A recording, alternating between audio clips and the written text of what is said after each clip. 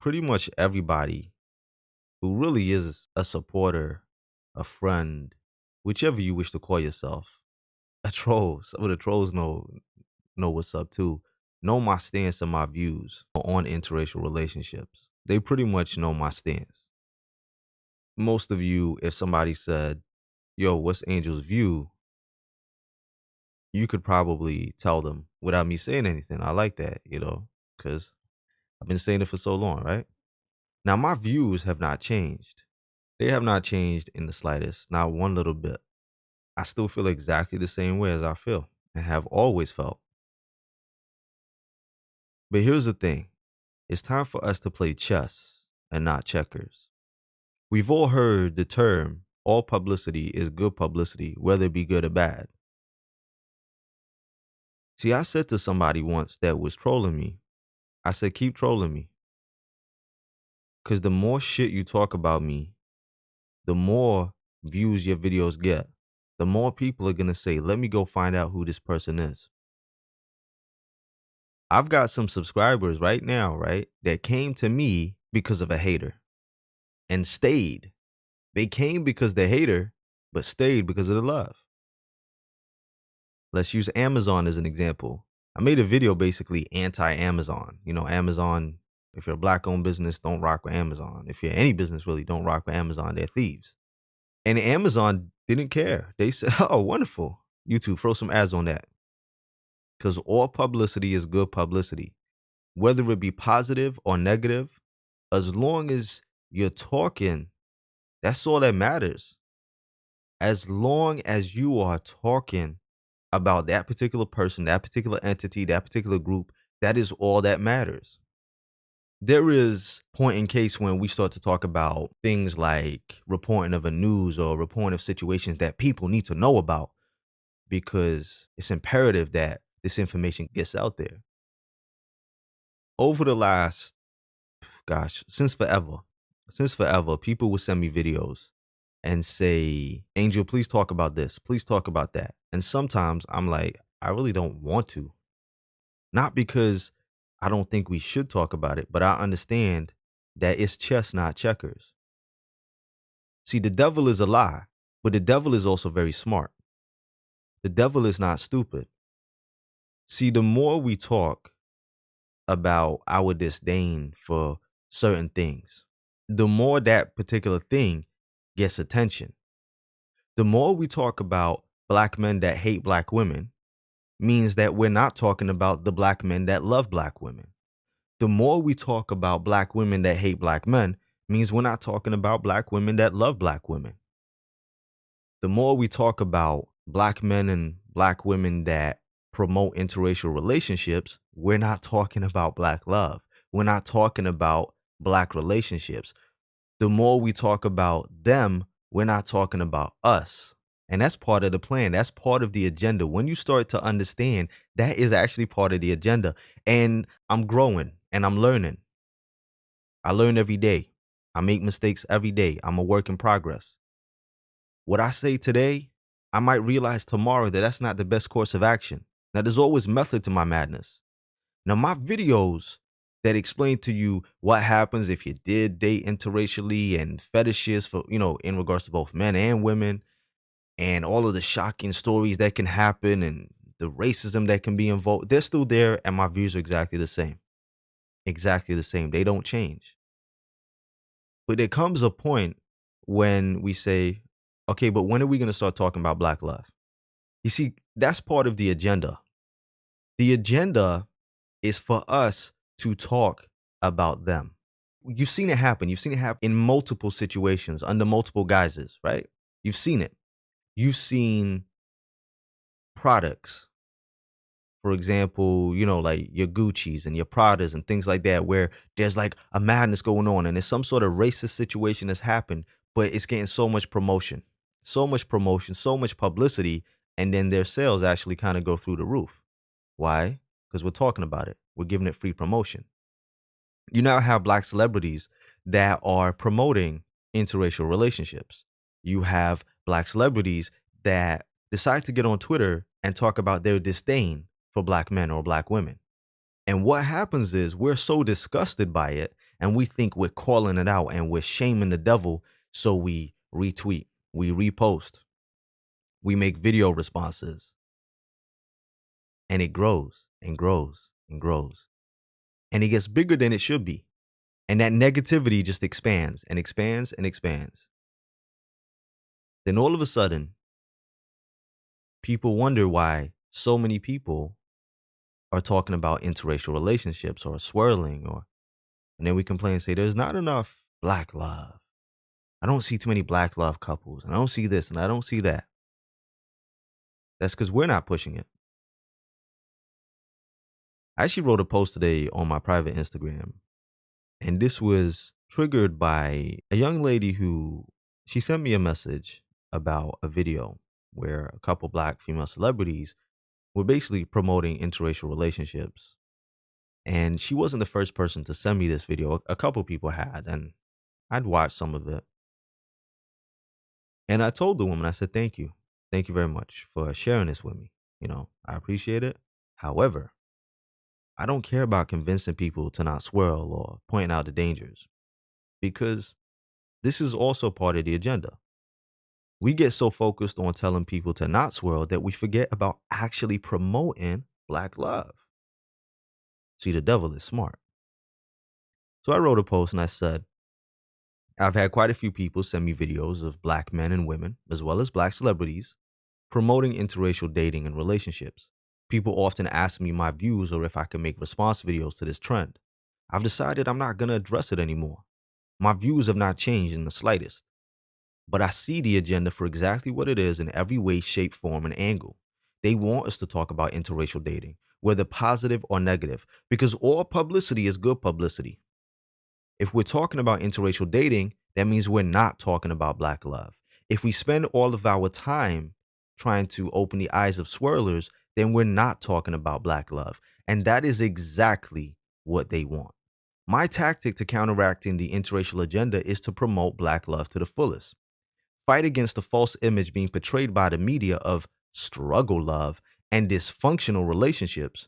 The devil wants you to lose sight of your goal and stray from your path. Black love is the only way forward. The more we talk about interracial relationships, the more we assist in its promotion. This is also part of their plan and agenda. Stay focused. We have to keep this real.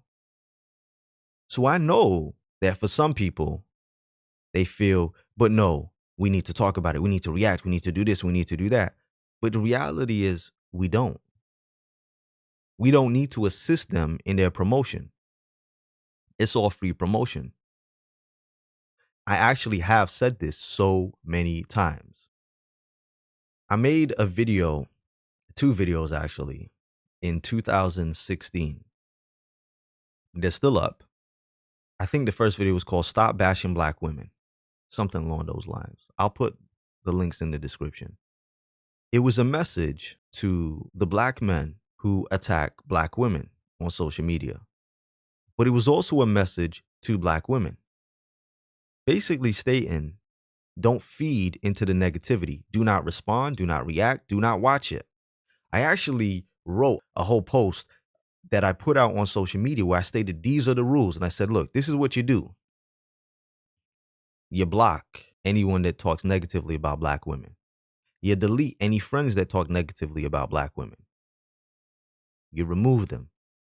You unsubscribe from any YouTubers or any type of thing that talks negatively about black women, whether it be black men or black women or white people or whoever, because you're not supporting it anymore. You're not assisting it anymore. Then the second video I made, which I then uploaded the very next day, was stop bashing black men. Because believe it or not, it happens. It does happen. I wouldn't say I said the same thing. I mean, it was under a similar premise, but it was different. And both of those videos were necessary. And I put that out there quite a while ago. And you know what happens? Nobody cares. Because that's called a solution. People don't want solutions. It's sad to say that there are a lot of us that need dysfunction in our life. We need problems. We can't even function without problems. Now, problems are not necessarily bad. And that's the funny thing.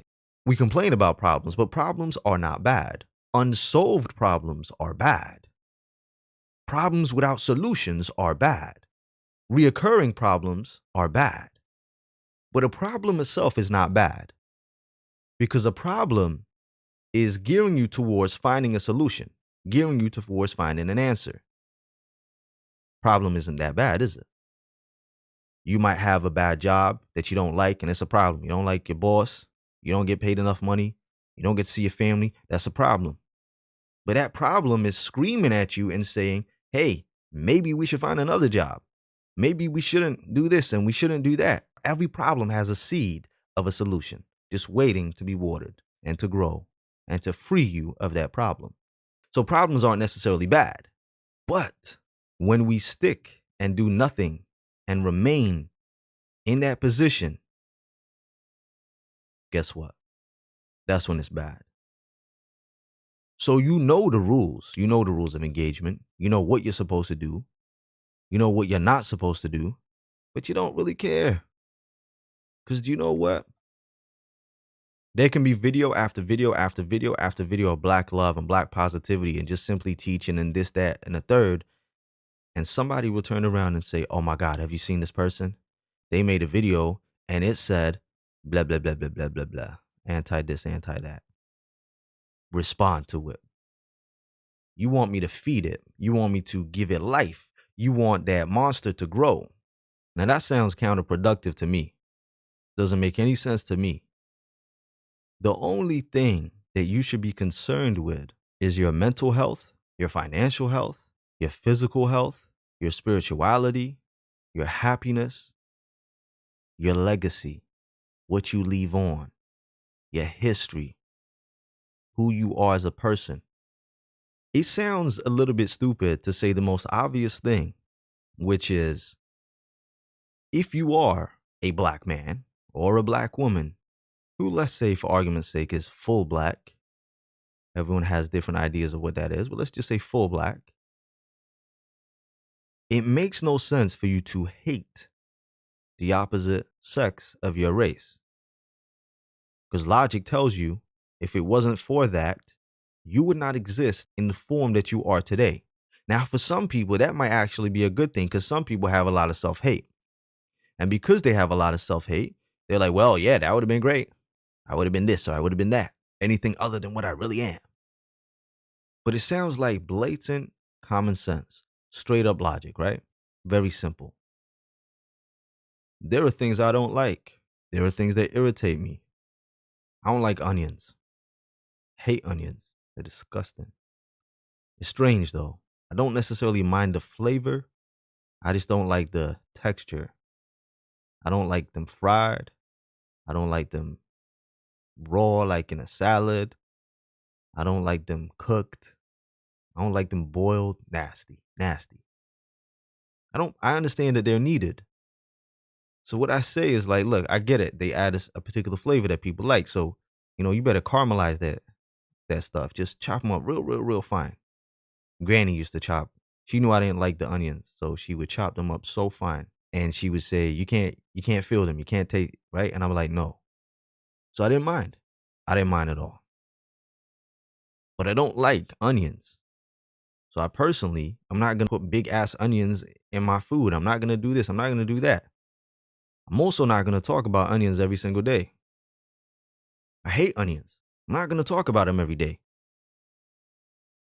I'm not going to make video after video about the onions that I hate. I'm not going to convince you to hate onions. I'm not going to convince you to do that because I don't like them. Doesn't make any sense to me. But this is what people do every day.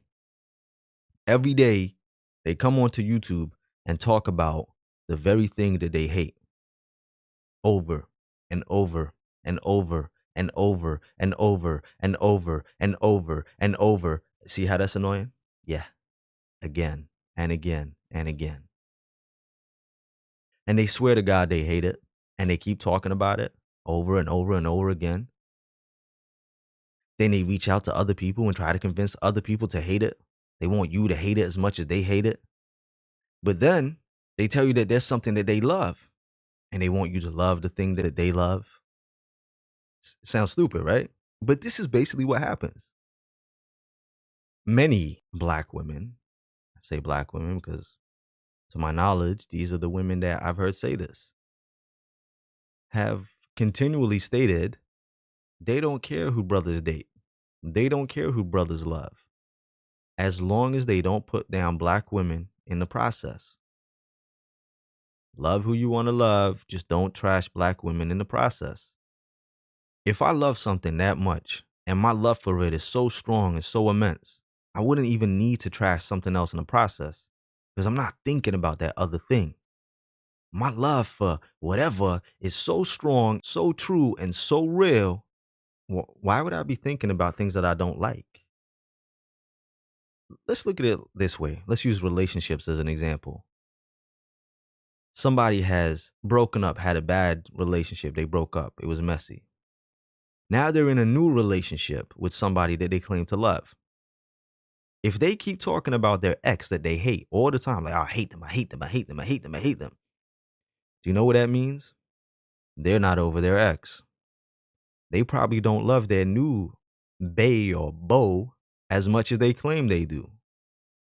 Because when people are truly in love, they never mention their exes ever again. They don't even think about their exes ever. When they're talking about how amazing their new love is, that's all they're talking about. If they had a friend and the friend said to them, "Hey, yo, boom, is such and such still talking about me?" The friend would be like, "Nah, he or she ain't mentioned you at all. All they do is talk about this person or that person." Oh, what if they turned around and said, "I mean, they in a relationship, but yeah, they still talk about you." Hmm, sounds fishy to me, right? My challenge to everybody that is in support of Black love, that is for Black love, is to speak nothing but Black love. Black love all day, every day, just speak Black love. If somebody posts a video which is anti-Black women, respond with video that is pro-Black women. If somebody has a video that's anti-Black men, respond with a video that's pro-Black men. If somebody's pushing an interracial agenda or interracial relationships, show them Black love. Show Black love. You know, there's actually so many videos and tutorials and books and Instagram pages that just have so much information and so much BS about interracial relationships, right? And in comparison, there's really not that many for Black love. Saturate the internet with Black love. Saturate it. Hell, saturate the internet with tags for swirling an interracial relationship, but make sure it has Black love. You know what I mean when I'm saying that? What I mean is people search for interracial relationships and swirling and they find Black love. Cause I'm not stupid to the agenda. I see this happening. I typed in Black love into Google Images. I was trying to get some images up. It doesn't take me long to scroll down and see interracial relationships with white people or Asian people. What? But I typed in Black love. So my point is push Black love heavy. Make them sick of it. Don't talk about interracial this or that. Screw them. Leave them. Because some of these people live in a delusional state. They're not necessarily telling you the truth. I'm sure you guys can do your research and Google this forum and that forum. Some of these people are not happy. Some of these people are having affairs. Some of these people, yeah. There's loads. There's loads. Some of these people just want to make money. They just want to make money. Somebody said to me once that there's no money in pro-blackness. There's no money in consciousness. And I said, there's not supposed to be. The cost of freedom, price of liberation is what? It's death. There's no money in this. It costs your life, which is more valuable than money. Your life. Because without Black love, there is no life. Oh, and I've seen it, by the way. I've seen it. I've seen old supporters, subscribers that were super pro-Black and blah, blah, blah, and change their ways and be getting into it. One of the funniest things that happens to me, right, is people block me on Instagram who I don't even know. I don't even know they exist. It's the weirdest thing in the world. I don't even post like excessively. I post once a day, sometimes once every day, sometimes once every couple of days. So nothing excessive, and it's always positive. If it's on my mainstream, my public Instagram page, it's always positive. It's about dating, relationships. On my private Instagram, terms and conditions apply. On my rules of entrance, on my private Instagram, again, it's just the truth. It's a straight truth about things that we need to know. And I have this app, and this app tells me who has blocked me. So somebody blocks you, and get around to seeing it, and it says blah blah blah has blocked you. Literally no idea who this person is. No idea. I mean, it doesn't bother me in the slightest. I don't know you. I'm pretty sure 1,000,000% that, in fact, I am 1,000,000% sure I didn't mention you. I haven't addressed you. I haven't done anything to you, but you just blocked me. Okay. All right. You don't like seeing dating and relationship posts. Well done. You better block your friends that screenshot my post too. All right. Cause it's real. It happens. However, it used to confuse me why they would block me, but then I learned why they blocked me. They felt guilty. They felt a type of way. I was confronting them with something that they didn't want to see. This woman, I'm going to use her as an example. She was a big supporter. She was pro-black, black love. She was so pro-black. Hair black, gums are black, skin is black. Her man had to be black. The pen that she used to write got to be black. She had an iPhone, but it had to be the black iPhone. Got a case for it. That case was black. Had a black cat, lived in a black house, drove a black car. She used to listen to that song, I'm blue, that, but she would change the lyrics. She'd be like, I'm black, that, but dee, that, but die. Stuff like blackity black, black. She was so pro-black, she couldn't even date a light-skinned brother. But she blocked me. And I was confused. I was genuinely confused. So I messaged her. People always block my private page and my main page, but they forget about the pro-black business page. They just forget about it. So I messaged her and I said, hey, what happened? What did I do? Like, what did I do? Is there something I did wrong? And I only did this because I knew that she was a supporter for quite a long time. I wouldn't care if anybody else. And I was like, yo, this woman been rocking with me since 2014. Like, this doesn't make sense. What did I do? I mean, I've never said anything outlandish, or pretty sure she agrees with quite a bit of what I say, not all. I said, let me know what I did wrong. Because from my understanding, people block people when, they attack them personally or troll them or, completely disgust them and things like that. What did I do? And let me see if I can rectify it, if it's in my power to do it. I didn't mind. I wanted to know. I was actually really curious. And she responds back to me. And basically, she was honest about it. She said that she no longer feels the same way that she used to feel before. And she's now in a relationship with a white man that she loves. I said, oh, okay. Oh, oh, wow. I said, good luck. Kept it pushing. I was like, all right, peace. She blocked me because she was now in a relationship with a white man. I mean, I don't know her. Not like that. I don't know her at all. But I remember her name. And I started wondering, I wonder if she blocked me because she felt differently, or if she felt guilty, or if her man, her white man, was saying, how can you follow this guy? Like, how? How can you follow him? He says the most hurtful things. He's racist. Kill him. Kill him now. Right?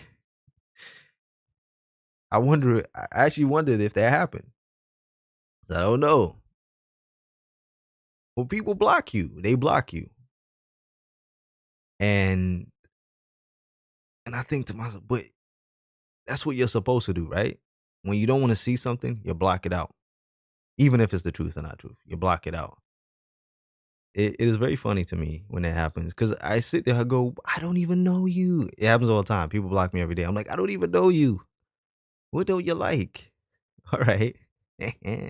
I was like, I don't even know you. But I've been saying that we're supposed to do that for the longest time, right? When people are so diametrically opposed, their beliefs are so diametrically opposed to yours, remove them from your life, block them. I can show you how to do it. People on YouTube, they say, hey, I'm sick and tired of seeing this person or that person show up on my feed. And I'm like, tell YouTube you don't like it anymore. Tell them you don't want to see it. It's real easy. Somebody said in the chat just now, they said, wow, Angel just couldn't believe that love could prevail. That blah, blah, blah, blah, blah. Couldn't believe that love won on its own. Okay. This reminds me of Monsters Ball. You go from being super pro-black to being aware, to understanding the system of white supremacy, to understanding how racism works, to understanding the reality of the world that you live in, to understanding oppression, to experiencing oppression, to also knowing that negative traits don't always show themselves straight away, understanding that people hide who they truly are. You know these things.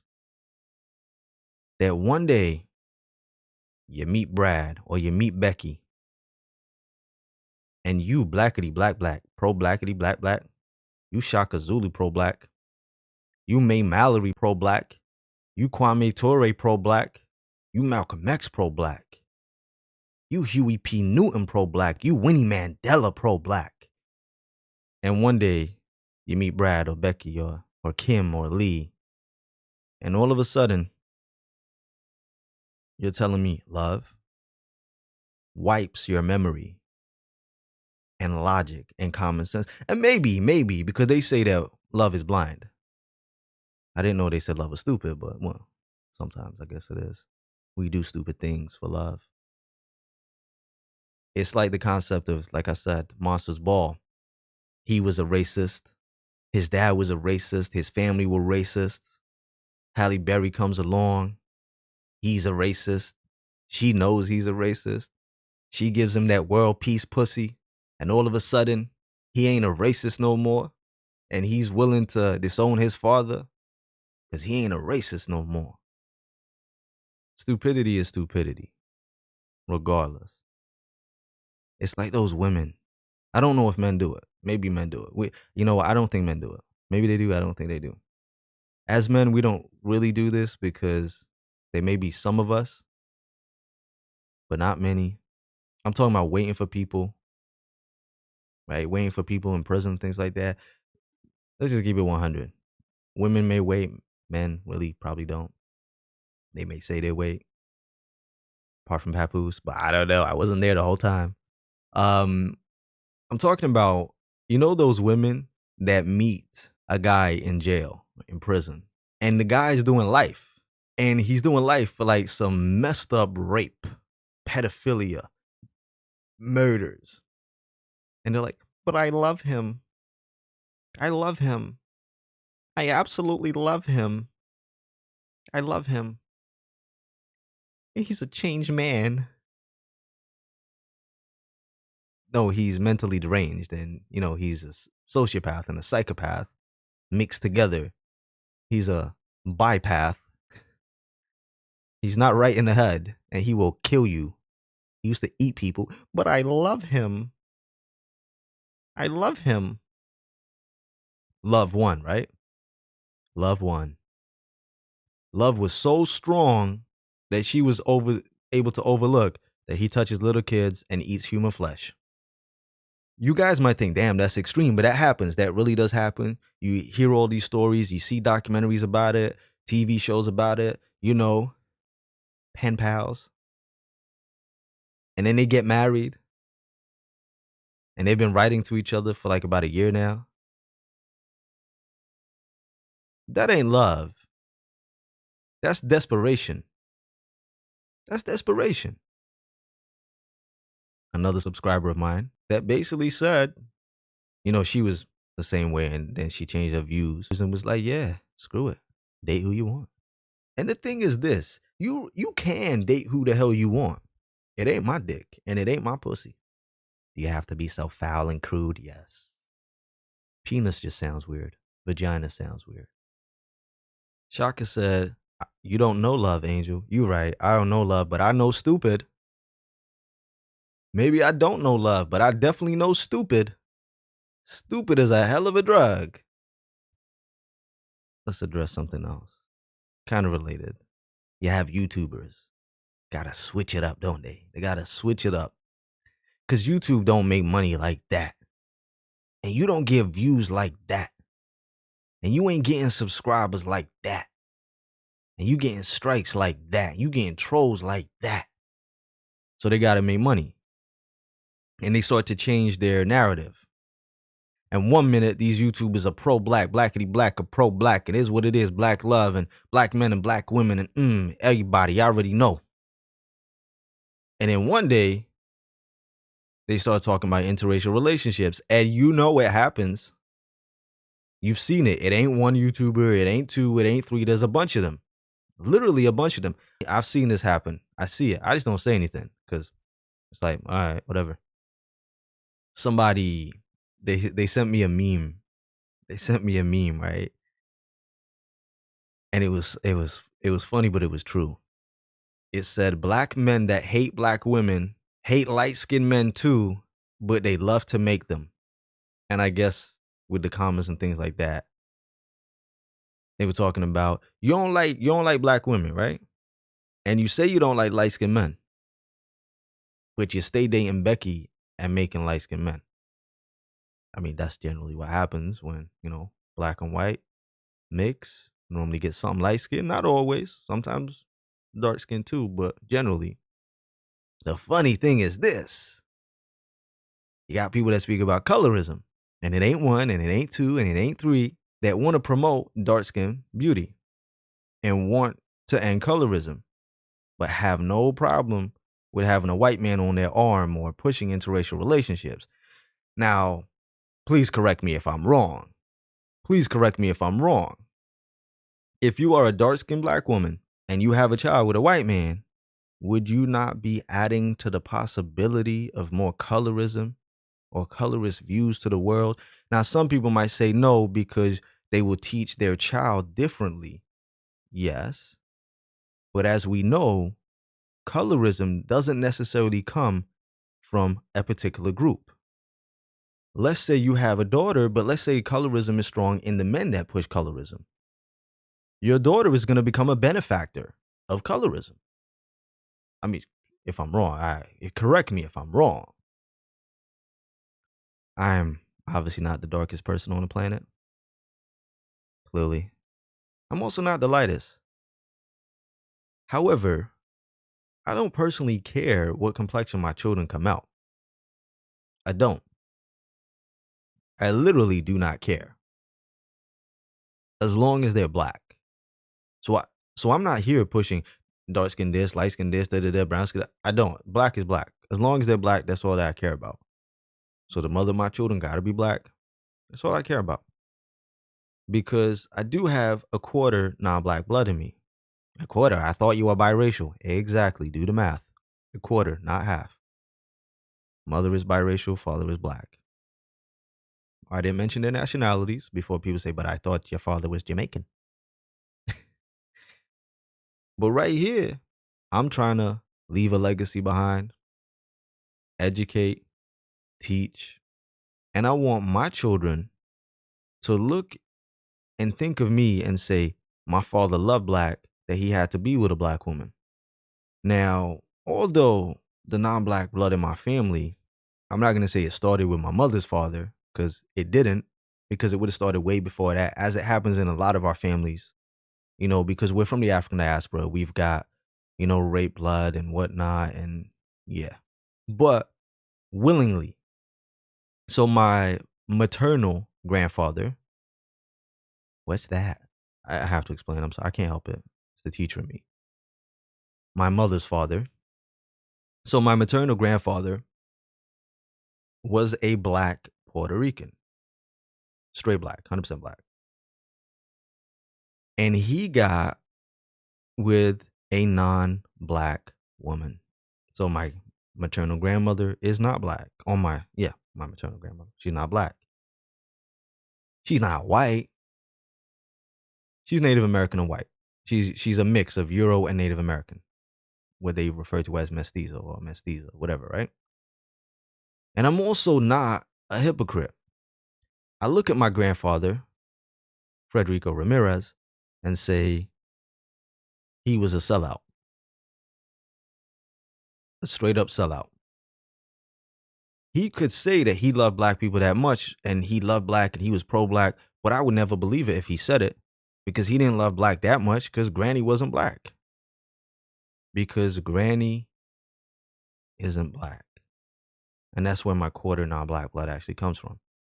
If you do DNA tests, ancestry DNA tests, things like that, you'd find that there's more than a quarter or less than a quarter in a lot of us because we get bits that are from all over centuries and millennia and things like that. However, people don't listen, do they? I'm not biracial. I just sat there, Sweet Pea, and said I'm not biracial. My mother's biracial. My father's black. You know what? Don't worry about it. Don't worry about it. I'm Swedish. Don't worry. And my father, both his parents are black. Paternal grandparents, both black. Now, as I was saying, I look at my grandfather and I can't be a hypocrite. I see him as a sellout. Because my grandfather had daughters and sons on my maternal grandfather. And could you imagine if he was telling his daughters that they were beautiful black women and that black is beautiful?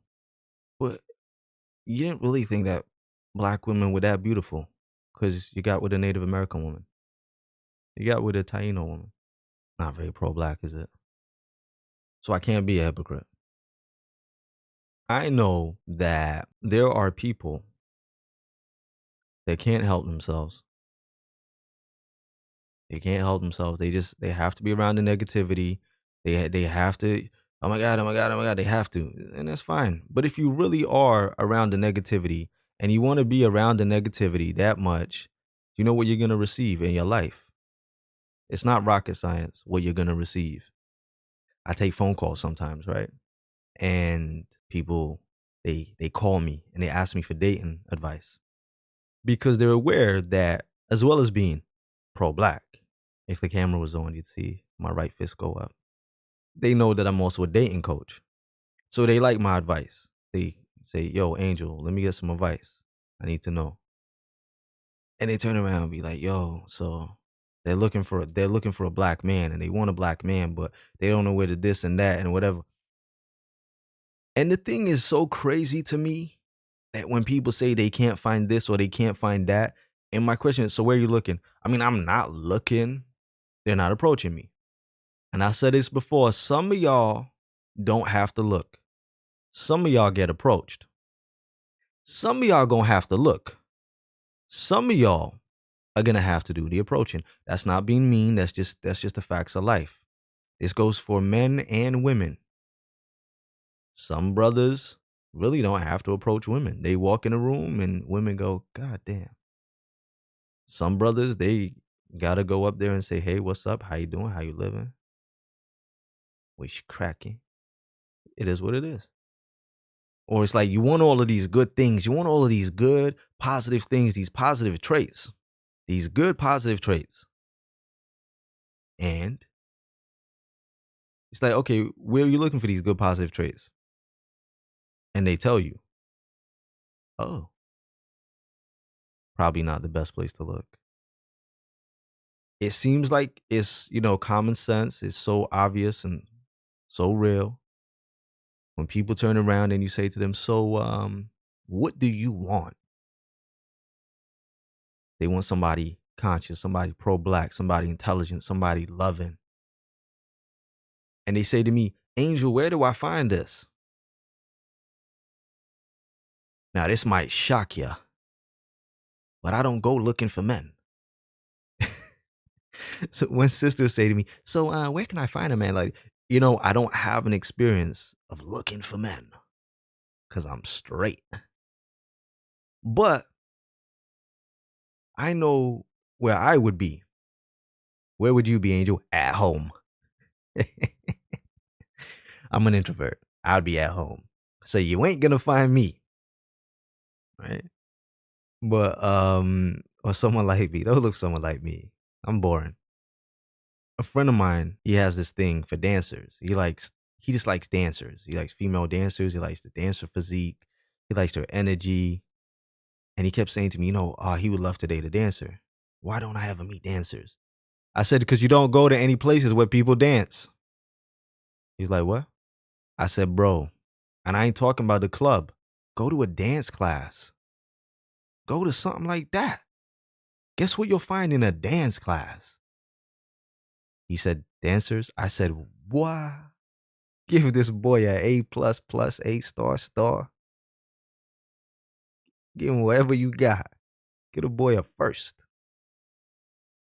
I said, yes. Yes. So when you decided what it is that you want, guess what? Go where you're going to find that. But where do I find these things?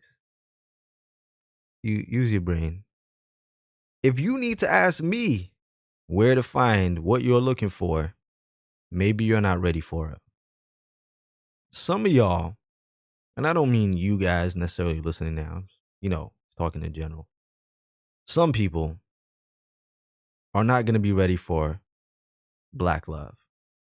Some black people are not going to be ready to have a black man or to have a black woman. Some people's mind state is not going to have it. Some people are too conditioned. Some people are too brainwashed. Some people love white too much. Some people don't even know they love white too much. Dabula said, I'm boring. Let's be boring together. Where did I see that from? That's from Paid in Full, isn't it? I watched that movie too. Yeah. When she said to Ace, he was like, I don't want you to get bored or think I was boring. And she was like, I'm boring. Let's be boring together. Yeah, that was from Paid in Full. She still took the money though. Some people aren't ready at all. And it's understandable. Some people have been through so many things, but have not necessarily been able to deal with these things, to deal with these emotions. They have hidden issues that are going on in their life. Some people have had traumatic experiences that may have come from exes, may have come from teachers, from friends, from family, from parents, from siblings, from society. Some of it might come from ourselves. We can be our own worst enemies. So you might not be ready for any type of love. But you get this a lot where black men and women, they feel like they're lacking something, or they say that they want this. Like, a lot of times they talk about, but white men marry you. They marry you with the quickness. 3 weeks, they pop the question. Because somebody is throwing you that one little thing that you think that you are missing in your life, you overlook all of the other things, all of the negativity and the things that they might be lacking. For example, a woman might turn around and say she wants a rich man. She wants a man that could provide for her and pay her rent and her bills. And there's some women that want this and they're entitled to want this. And if they bring something to the table for that man to be willing to do that, then more power to him and you go do that. And a man might come along who got money and say, yo, what's up? Marry me. Sign a prenup and I'll look after you. She got what she asked for, right? But was it everything that she needed? She got what she asked for, but did she get what she needed? Now, she's got the money. She could eat. She could buy clothes, go on vacations, not have to work. But she might be lacking a lot of things. Now, I know for some of that, you trying to just push some struggle love. No, I'm not telling you to struggle. I'm just saying that when you focus on one little thing, you will ignore other negative aspects. I want all of y'all to be happy. I want y'all all to be taken care of and go on vacations and eat. Please eat and drink and be merry and buy whatever you want. I want all of y'all to have that. Brothers, you might want a shorty with a fatty. Yo, shorty got that cold bubble, right? You might want a woman that has a really big ass, real big, with a tiny waist, flat stomach, killer body, pretty face. And you see her, and you do everything that you want for you. Break your neck, bend over backwards. She got a personality like a sack of potatoes. Just there. Oh, thank you, Millennial Lux and TT Strawberry. My bad. I did not mean to ignore you guys. I wasn't looking at the screen. You might want all of these things. She got a personality like a sack of potatoes. She might be rude. She might be aggressive. She might have a whole bunch of stuff that is just like, wow. But this is what happens when we focus on one particular trait. And this happens. People say that they're not. You know what it is? You know, they have deal breakers. People also have things that they have deal sealers, things that seal the deal. They have things that seal the deal. And it could be that one thing. That person could be a straight trash person. But they have that one thing, like, "Bup, that's it. I'm sealed. Yep, that's me. Where do I sign?" That really does happen. Should we take some calls? Oh yeah, I want you to take some calls. I want to call you and tell you suck. Should we take some calls? Beth said a big booty is a common deal sealer. It's funny because women with big butts want a smaller butt sometimes. Women with big breasts want smaller breasts. Women with small breasts want bigger breasts. Funny, it doesn't work that way with men. You know, like, yeah, men with small dicks want bigger dicks, and men with big dicks want small. No, it doesn't really work that way. See, as men, we got what we got. Listen, we got what we got. This is what it is. Take it or leave it. We should take we should take the calls. All right. But it's true, like some women don't want to be tall. They want to be short. I don't know any men that want to be short. They might want to be shorter. I told you. I even put the number up. Hello. Hey, what's up, Angel? I'm good. How you doing? Good. I hope I'm not the first one that's called in. Now that you set the line. Huh? You said you hope you're not the first one? Yeah, that called in, man. Yeah, You you the said first people one. save the number on the phone. Well, you know, a lot of people got recent call histories, so they don't delete their histories. So, ironically, I check my history and have it up on here. All right. So, you know. You ain't gotta explain nothing to Yo, me. Just own it. It's all right. Just be like, yo, I saved your number, yeah. B. Like we could be friends. It's all right. Damn. Nobody I want mean, to be what my this friend. is this, Jeez. this well, actually, this is a calling show number. It's not an actual line. So, you No, know, it's not there's my difference. actual number. Yeah, But go ahead. the How you Google doing? line. Hey, what's up, man? You know, I was listening in yesterday. I want to expound on something very short before we talk about today's topic about why you don't want to, I guess, talk about interracialism or promote it. Is that the subject for today? Mm-hmm. Um, I know a lot of people that you know say that they want to label themselves white, but they have the so-called African features. Remember that conversation? Man called and asked that. I'm confused. People want to label themselves Um, white, but they have African features. Yeah, he said he has the facial features and the hair, but Oh, he oh no, but quote. he was biracial. He was his dad was a black Puerto Rican and his mother was a white Puerto Rican. And so he was half black, half white. But when he was Uh, at school and he wanted, they were talking about what they can do for the black community, and he was like, "Yeah, I really want to help my community. What can I do?" And people told him that he wasn't mhm, black; he was white because he was very light, mhm. but he was actually half Oh, black.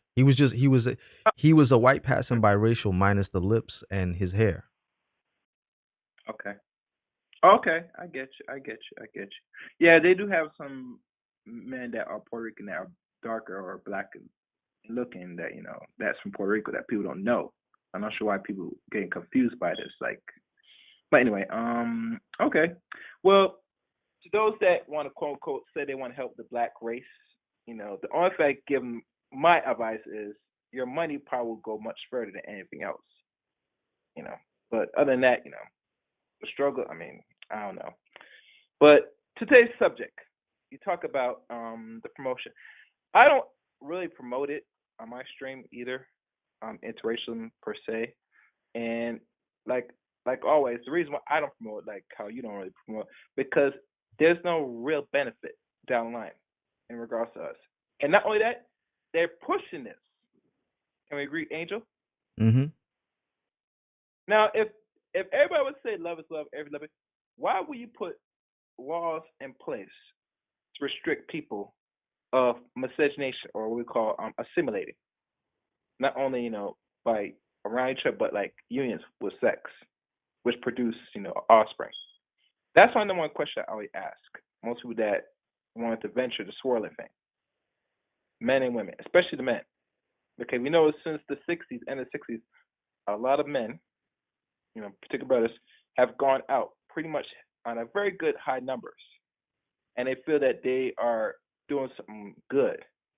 Hell, they got disdain hateful for black females and black women, especially the mothers. You get me? And they feel by going out that they there's like some type of salvation. I'm not sure what salvation they get. Do you, Angel?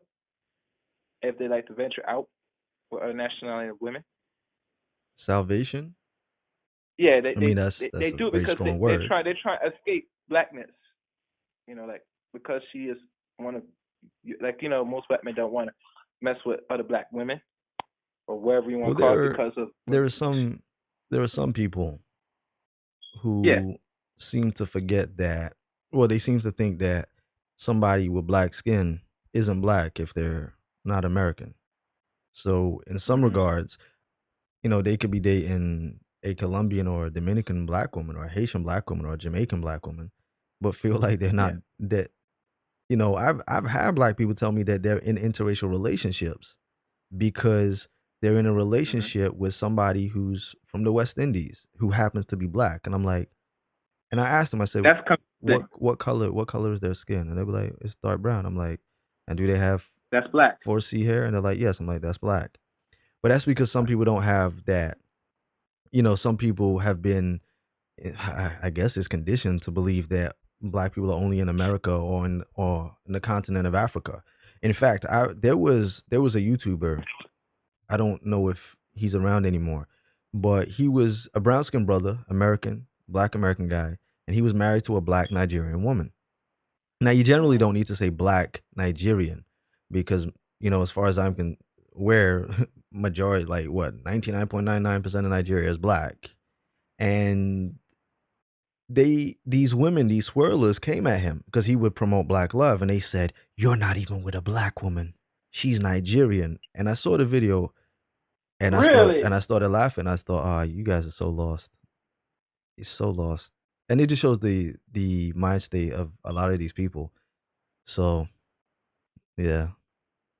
I think really, Angel, a lot of our people that's descendants of America, they feel the only outside of circumference that black is only in America. Outside that, they feel there's no such thing as black unless it's labeled here in America because of the conditioning. Well, And no, now it's there's saying, there's okay, people that use the argument that yeah, America is the only place that uses the term black, the racial term black, which is so not that's not true. true. It's so That's not not true. true. There is so many, literally so many people on the African continent that use the term black. There is people in South America who use the term black. So, Hmm. wh- in my own family members, the ones that on my Puerto Rican side, the black ones, they definitely call themselves black. Yeah, They definitely they don't say black, they say but negro, they say in a different right? language, They like say the in a different Negra. language, yeah. Yeah, So, same thing with in Portuguese. They say black in that language. They say in Africa they call it a certain. At the end, and especially in Egyptians, like in what do you call it, Ethiopia.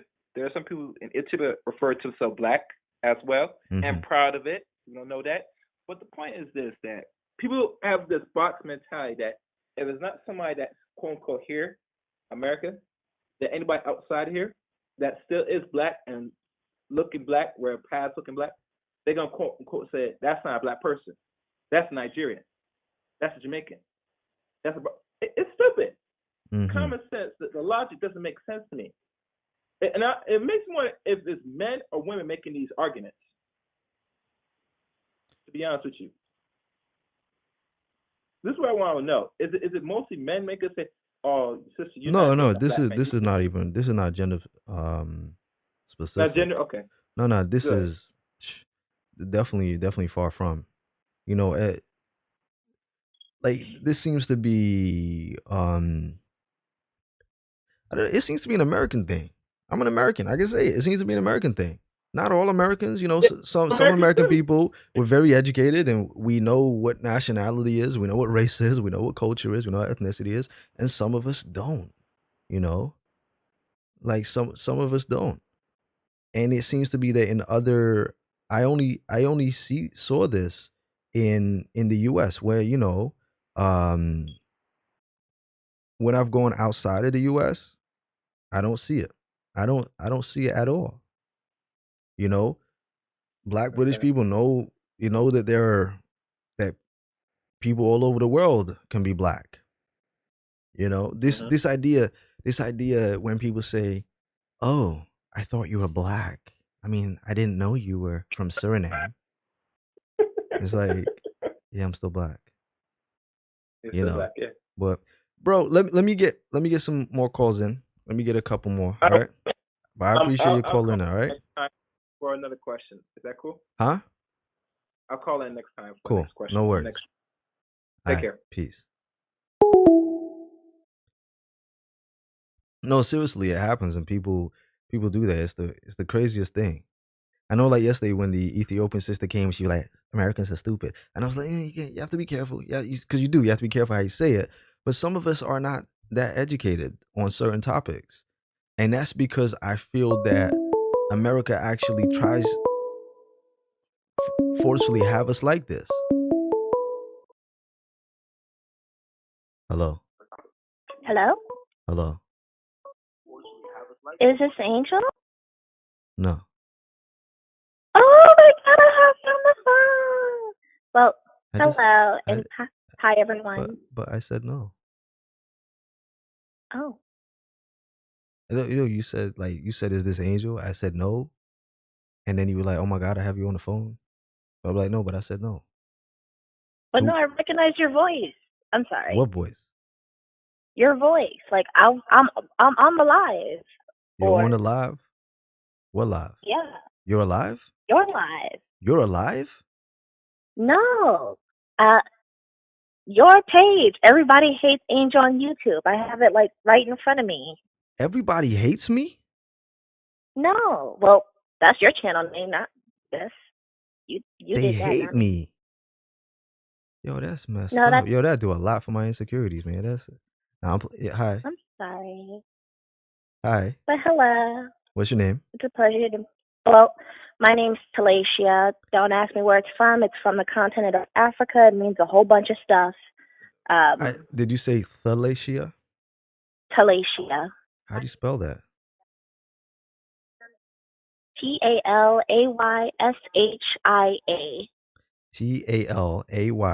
Talayshai. IA. Okay, that's a nice name. Yeah. Thank you. And you don't know what it Um, means? well, no, I know what it means. It comes from a lot of different countries in the continent of Africa, and it has a bunch of different meanings.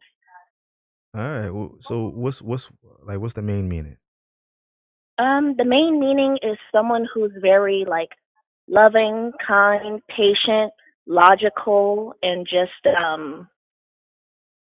well, yeah, just loving, kind, patient, logical, and it said something about very scientific, but I don't know about that part. Oh, that's what's up. That's what's up. Well, hi, Talisha. Where you from? Well, I'm from Louisiana, but I live in just hot Menifee, California. Did you say you're from Louisiana? Yep. All right, that's cool. That's what's up. Yeah, I thought I heard something southern in your accent. Yeah.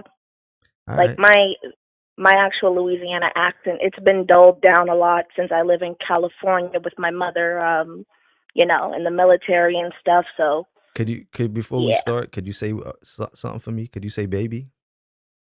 baby. No, that's not how people from Louisiana say baby. Don't they say I have to like think. baby? They say it like No, that. No, I've been lied to. nah. I mean, like maybe people from like Morgan City or New Orleans because they have like Yeah, New Orleans. a That's what I was heavier thinking. accent, but like most people would just say like baby or like I don't know. People would probably don't even say baby. They say like sweetheart, child, y'all, share, all that. Oh, okay. All right. Well, that's what's up. So, what do you want to talk about today? Talacia, right? Um, Pronounce it yep, Talacia. What do you want to talk about? yep. I wanted to talk about ways that I can be able to meet more guys who are black. I want to say. I know it's like a weird, tricky question, and it's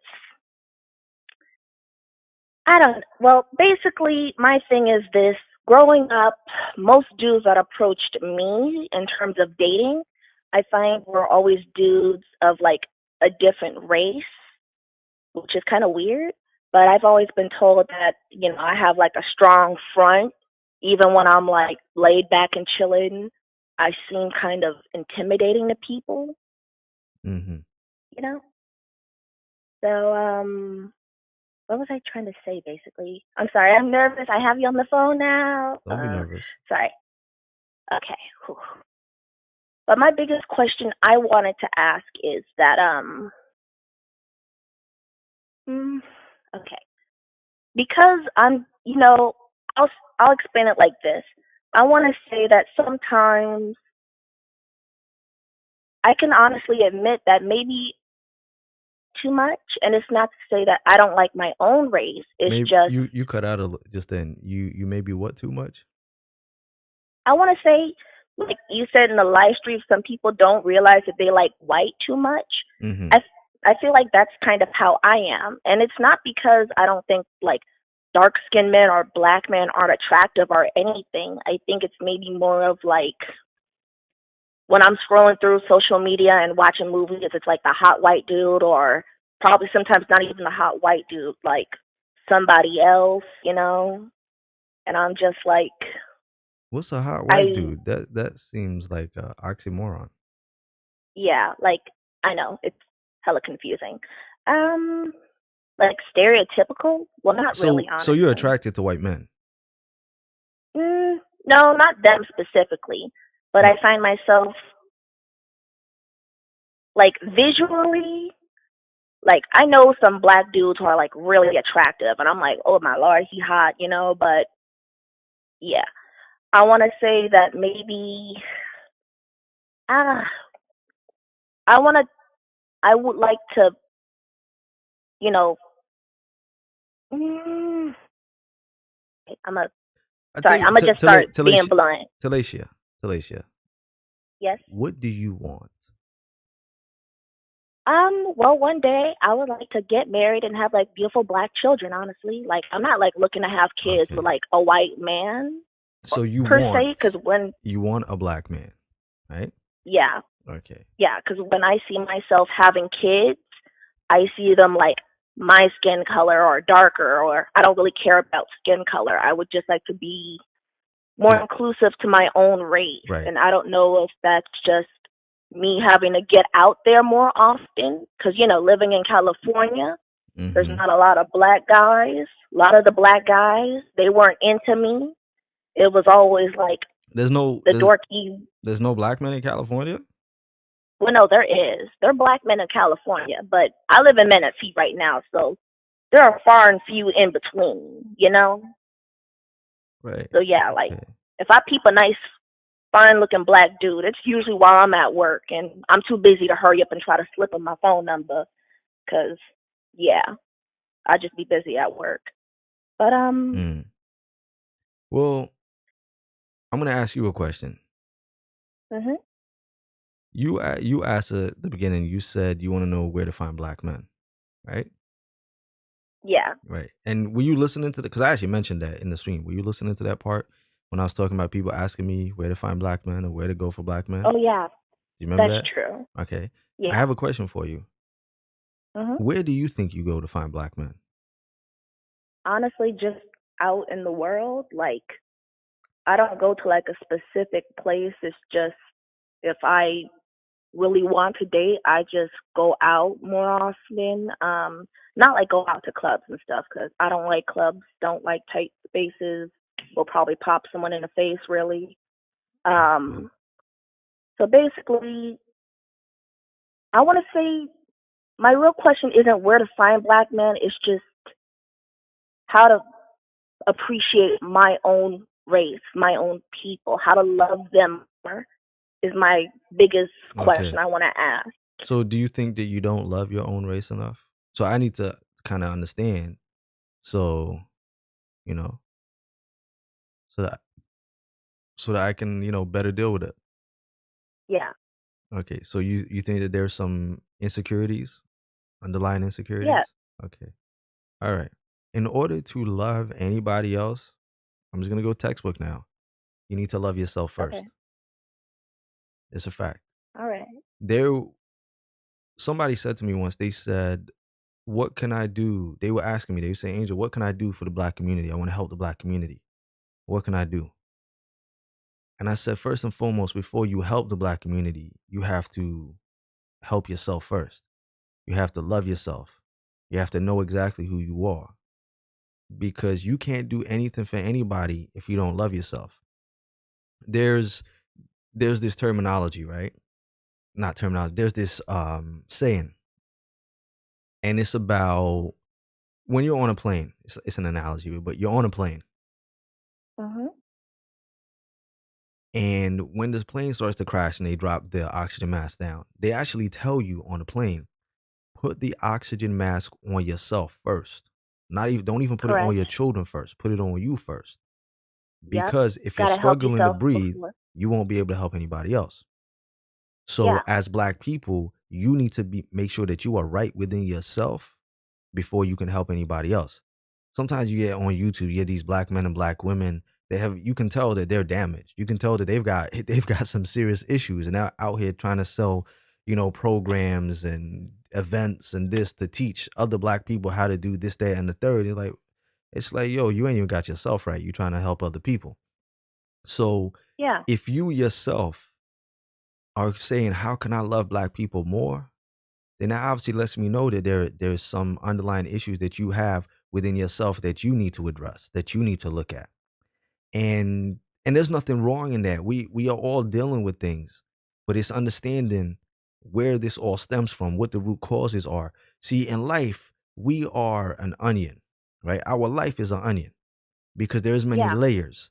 And the more layers of the onion you peel, the more emotional it gets. And as it gets more Mhm. emotional and you get to the root cause of it, you can cry. And people say, "Oh, you can't cry, you can't do this." But crying is a release. Sometimes it makes you feel better. You Yeah. get it out of your system. So you need to, and I'm not saying, and I'm just saying what I'm saying, but you need to kind of look at yourself in the mirror, look at yourself and say to yourself, what is it about you that you love, that you dislike, that you hate, that you like? These kind of things. Address Yeah. address that aspect first. Then you need to think about your community and think about your experiences that you've had with black people in general, whether it be men or women. What was it about those experiences? Have those experiences affected you in any type of way? All Have, right. and what can you do about that to change that? Because I look at it like myself, and I know that there were many things in my life that I needed to change. See, when I was growing up, I needed a lot of validation and acceptance from people. So I did stupid things. And needing Mhm. the validation and acceptance meant that I got myself in trouble. I was a hood boy because I wanted to be accepted. I wanted to be with the family. And, I'm talking about the streets. And I did Yeah. stupid things. But that was because of me. I had abandonment issues. My mother died when I was young. She committed suicide. I felt abandoned. I'm y- sorry to hear You know? that. So you don't need to apologize. Don't worry about it. So the thing is, because of these things, I had to look at myself and look at what I was going through and how I deal with things. I had to address my own particular issues before I could even look at anyone else, even be in a relationship. I was affected by certain past relationships as well. I was affected by past relationships to the point that I didn't even realize that it became a hindrance on any future relationship that I was trying to be in. That's why sometimes Mhm. you have to take a step back. You have to take a step back and say, you know what, let me get right with self. Let me take care of self. Because self is necessary to take care of right now. I gotta like myself, like who I am. And I can tell you the truth, there was a point in my life I did not like who I was. And it ain't necessarily about what people would assume, this, that, and the third. Sometimes they're physical things, sometimes it's mental, emotional, whatever. But you have to get yourself to a position where you like yourself and you like the person that you have become. And when you, as a black woman, realize that the person that you like, the entity of it stems from your soul and your entity stems from your blackness as well. How could you not love black people when they are a reflection of you also? But Mhm. once you see the issues that you have within yourself and you start to love yourself, you'll also start to see in other people, you know? And in that way, you'll also be able to kind of like steer clear from dangerous people, toxic people, and also see when people are actually hurt, Yes. you know?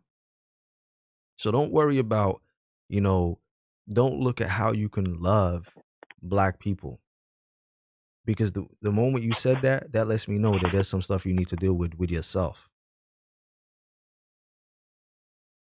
And I'm not trying to be That out of is line or true. anything like that. Oh no, you're not out of line. Oh no, Yeah. no, no. You're telling the truth, and I've been working on it myself. Mm. Yeah, that's what you have to do. And there's no time frame. But what I will say is take your time. Be patient. Take your time and be patient because sometimes we think that what we think we need relationships, we think that we need love because we don't have it. We act like if we don't have a relationship right now, we're gonna starve, like we're not eating and we don't have food. Yeah. But you're not gonna die, you know? You could die from a toxic relationship. You could die from rushing. Oh yes. So, you can die from overeating and eating too quickly, Yeah. right? So when you use that same premise and say, I have to take my time, even when, I don't know if you know anything about like health and stuff like that, when they talk about intermittent fasting, or if you fasted, they say the worst thing that you can do is once you break your fast is to just lose your mind and start eating like crazy because you put on the weight much quicker and it piles on eat much, heavier than it was before. You Yeah. need to take your time, you know, be consistent with everything that you're doing. So, and I'm not gonna sit here and say, oh, there's good black men, there's good. It's obvious. All of these things are obvious, but it's about who you are as a person. I'm gonna tell you this right now. Listen, there are some ladies that say to me, they say, Angel, that they feel that they intimidate men because men don't approach them. And you know what I say to them? I say, listen, men are not intimidated by women. Men generally are not intimidated by women. It's just some men know who they can mess around with and who they can't. Sometimes That might. a man could look at a woman and be like, yeah, this is not gonna be easy. So they won't waste their time. So you Hmm. actually attract what you put out. When you become something, whatever entity that you become, whatever essence and energy that you have, that you develop, you'll be surprised. You will either attract the people that can handle that energy, or you will, reject the people that come towards you who aren't for you or see you when they see the energy that you have, right? Yeah. You'll repel them. You won't even have to do anything. So trust me on it. Just and I know that sounds like so stupid. It's like, oh no, because sometimes people just, I just want a woman. I just want a man. I just want to, no, Oh no, no, you're not you wrong. know, And I'm not like that. I'm not like looking for a man like that. Honestly, I really ain't. hmm Look for your. This is what I'm gonna say to you. All right. Look for yourself, and once you have found yourself inside yourself, that's when you'll be able to find somebody else. Thank you very much for the advice. No worries. All right. Alrighty. Oh, and just to let some people know, I'm like what? I'm 21, and I live in county. So if you live in Riverside County, drop a pin. Like it's born out here for real, for real. Riverside County. All right. Yep. All right. Cool. All right. Thank you very much, Angel. No worries. Peace. Peace. But yeah, nah. Well, there you go. I was about to say something, but cool. Came in. Hello. Yeah, what's good, Angel? I'm good. How you doing? Um, Good, bro. I called you. Hey, first of all, man, let me say thanks for opening up this chat, man. Because I called you a few weeks ago, and had a nice lengthy discussion for you. It took up all your time from some of your viewers, man. I apologize for that. I know some people wanted to get Are in. you the brother? Are you the brother with the white wife? Yeah. I recognized your voice. Go ahead. Yeah, man. I've been doing a lot of thinking since our last conversation, and I wanted to ask you too, man. I got more and more stuff on my mind, bro. That's one of my brains. I'm always philosophizing things, you know. Mm-hmm. I'm in a constant state of thought. And I want to know, like, because we established last time that because of my situation that I'm not allowed to be or claim pro-blackness, right? Mm-hmm. Well, you can claim what you want to claim, but people will say But as far as otherwise. like the morality of it, Mm-hmm. it's not that's something that's not allowed. That's not within my, I guess amongst the societal things, like within Black society, I'm not allowed to say that. So I wanted to ask you, so with my kids, you know, being in the situation they're in, you know, I have 3 biracial kids and 1 full Black kid, but teaching them, because the conversation today has been a lot about Black love, and I wanted to ask you about that. So what is it within my ability, or what should be in my ability to teach my kids about Black love? Because I read through all the comments in our last conversation, and I'm reading through all the stuff that's going on in the comment section now. And somebody brought up a good point, you know, like a bunch of good points, man. And that's one thing I like about your viewers. They really think, and their ability to think makes me think even more about what I'm supposed to do and who I'm supposed to be, and what I'm supposed to teach my kids. But I'm trying to figure out what's my place in teaching my kids about Black love if I'm in my situation. Well, you're in a catch-22 situation, right? If you're Right. promoting Black love to your children, your wife is gonna feel a type of way, because your wife's gonna be No, like, actually, nah, bro. Surprisingly, no. "No, okay." Well, people say things, but if you look at it this way, Right. if you're saying to you, you know, let's say hypothetically you have sons, and you say Black women are the most beautiful. Black women But I have are 3 sons and a daughter. right. Okay. So if you're saying Black women are the most beautiful and Black women are incredible and Black women are this and that and the third, regardless of what you listen, this is what I learned about women. It isn't always what they say. Sometimes it's what they don't say.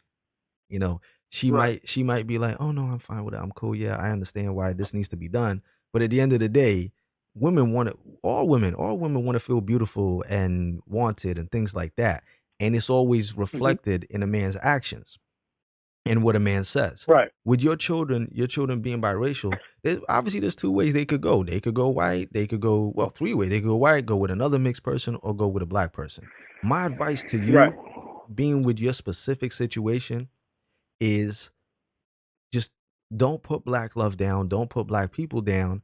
And I would probably drop it in like this and say, look, you know, Black women, Black men, Black love is amazing, and it's what, you know, brought me into this world.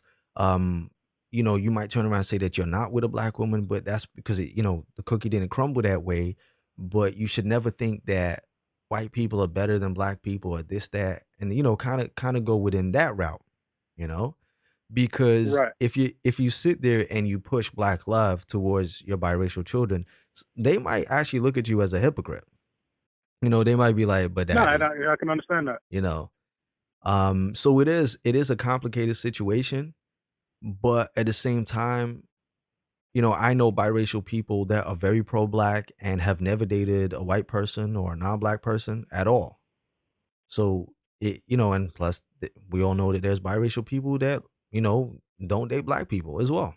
It happens in the Right. exact same way. So, but your situation is complicated because at the end of the day, you have your wife, and although, as I said, she might turn around and say, "Oh no, it's fine, it's fine. Yes, promote black love." Your union is not black love, and Right. she will feel a type of way about that.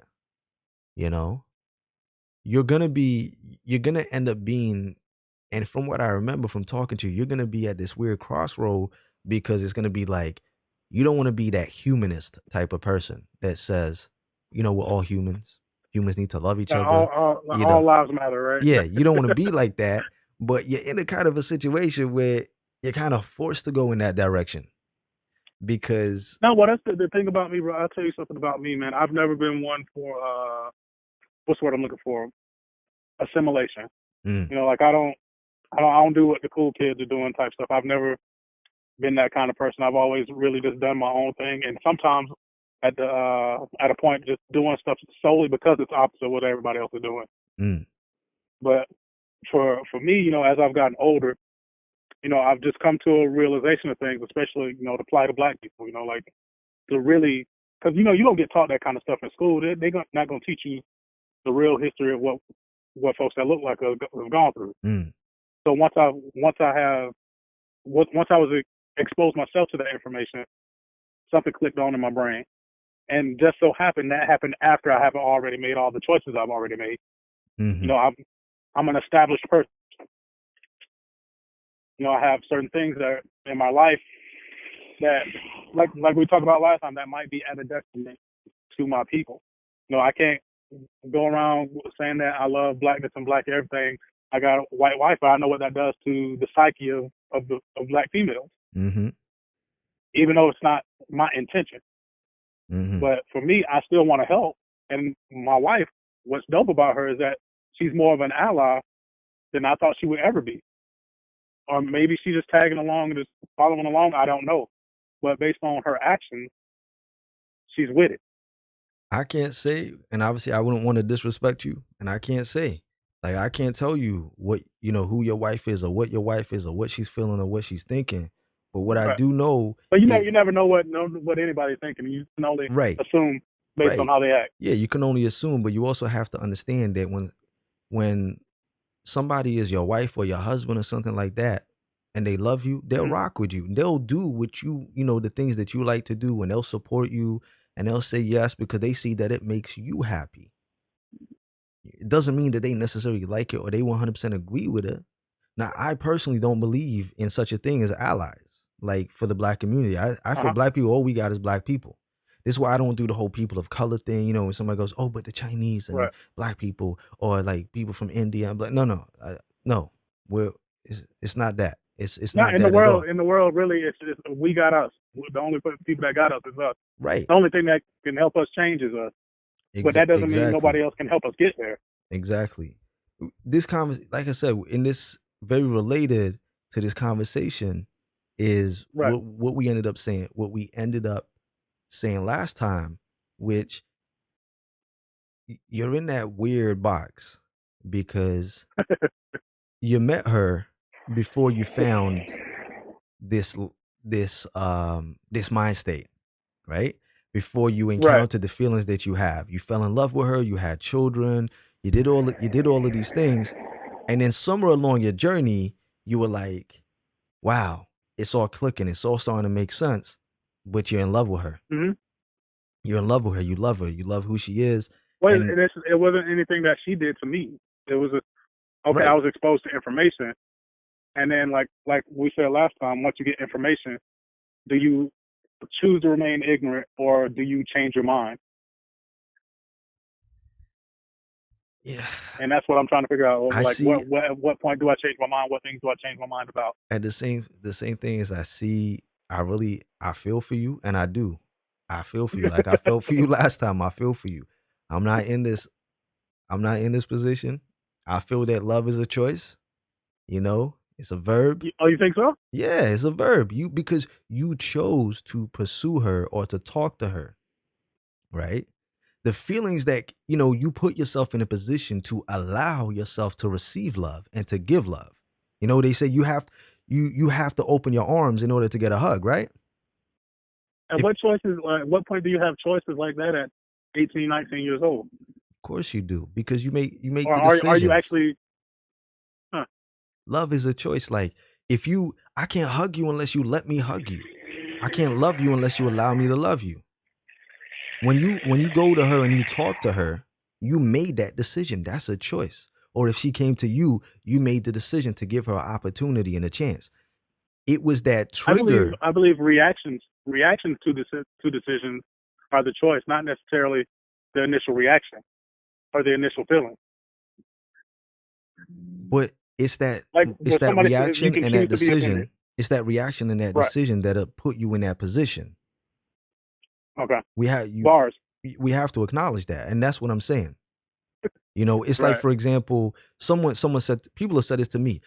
How can you dictate that you'll only love a black woman? And I said, because I know my actions and my decisions. Like, I know that I'm not going to walk over to a white woman and talk to her. I know that I'm not going to entertain a white woman or an Asian woman or a non-black woman. Those are my decisions. So I know this. Now, it doesn't mean that I'm Okay. only gonna like that she just has to be black. No, black is the prerequisite.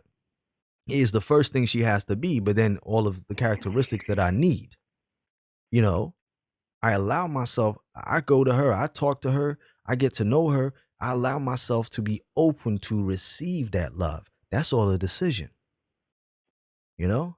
That's interesting. I don't know how much. I don't know if I've ever had that much control over feelings like that, bro. Like I don't know if I've ever learned that. Have you ever have you ever rejected a woman before? I wouldn't say man, I'm just a pretty nice dude, bro. I don't reject really nobody. No, if a woman has come to you and said, "Hey, like I think you're cute. Can I get to know you?" Have you said, "I'm not interested"? Yeah, it was after I was married, and I got married young though. All right, that's a decision. That's control. Have you ever seen a woman and That's moral said, obligation, rather than a feeling, bro. "No, but that's still control. That's still a decision that you make," cuz people make decisions to cheat every day. It's the truth. People make, you actually make a decision based on your character, right? So this is how we break it down. You have a loyal Hmm. character, right? Right. You're a loyal person. You believe in monogamy, right? Yeah. So that is you. You've made a decision that once you married this woman, you were going to be faithful, right? But I'm also a sum of all my experiences. But those are Because my decisions. mom, well, my dad cheated on my mom. So in one way, that shaped me to be more loyal because I Mhm. didn't like how that made my mom feel. So So that's why, like, when I'm with somebody, I'm with somebody. your experiences mold your character, and your character traits, Right. right, have a direct reflection of the decisions that you make. Because there are people that don't have the same character as you, that don't have the same loyalty as you, that get married and they make a conscious decision to cheat. When people turn around and they say, "I didn't mean to cheat, it just happened." Cheating doesn't just happen. They had to make a Right. decision to do that. The same way as you make a decision, you say, "No, I'm not going to do this." Now, I don't know how much control I had over that when I was 18, 19 years old, though. you know what though, and I can't remember. Your name, was it Steven? It wasn't Steven, was it? Zay. Huh? Zay. Zay. Okay. Zay. I don't know. Something in my head was like, was it Steven? Aaron? No, Zay. All right. Here's the thing. What happened when you were 18 is what happened when you were 18. Nothing is gonna change that. You are not about to divorce your Right. wife. Okay. We've Right. established this in the last conversation, and I said that's Right. not what I'm trying to do.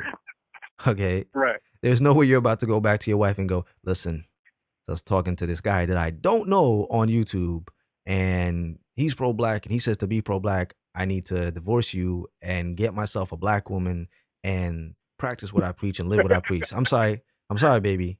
You know, however many years it's been, gotta go. She's gonna look at you like you're an idiot, right? And the fact that I could have Right. that much control over you, it would say a lot about you as a person. However, the only thing that can have that control over you is yourself. The mind state that you have, the things that you read, how they affect you. And I'm saying this to you now. You have been thinking about these things for so long, for such a period of time, that it affects you. And you sit there and you're like, yo, this isn't, I'm supposed to do this and I feel this way, but I'm torn by this and I'm torn by that. So instead, you say to yourself, what can I do that will rectify what I kind of feel is wrong? Because my black community who are pro-black or conscious tell me it's wrong. So how can I compensate? It ends up being you're trying to overcompensate. You're saying, I want to be pro-black. I've been reading things over the last couple years, and I don't know whether it's been a decade or whatever, right? That has opened my Right. eyes. I'm learning. I'm educating myself. I see racism. I see oppression. I know the beauty of blackness, but I'm with a white woman. How can I compensate for this without leaving the white woman? So it's like saying, okay, I need to really give this, that, and the third to achieve what I want, but I can't do that. So what else can I give? Does that make sense? Yeah. Right? And I think, yeah, that's where I I think, feel you're well, at. simplified, I'm trying to find peace of mind. Like Mhm. peace of mind, not necessarily just, I understand that there's consequences to all choices, right? But at the same time, I'm trying to figure out how to build something for my kids that I may not be able to, I think in every walks of life, somebody's a hypocrite at Mhm. some things, but I don't know, should I try to find justification in my hypocrisy? Or should I don't know, maybe create avenues for my kids, like to say, okay, is it okay for my kids to look at me that I made a mistake? And then depending on how my wife I'm feels, gonna I'm to gonna teach give you my kids to, the pro-black advice. Okay? okay, And the pro-black pro-black advice. advice is taking yourself away from this situation, taking myself away from the situation, right? And thinking Uh-huh. about the community. Because Mm-hmm. this is what pro-blackness is about. It's about putting the community above yourself. That's why we talk about Correct. black love. Black love is bigger than just you as an individual. So I'm going to give you the pro-black Right. advice. And the pro-black advice is, don't try to be pro-black.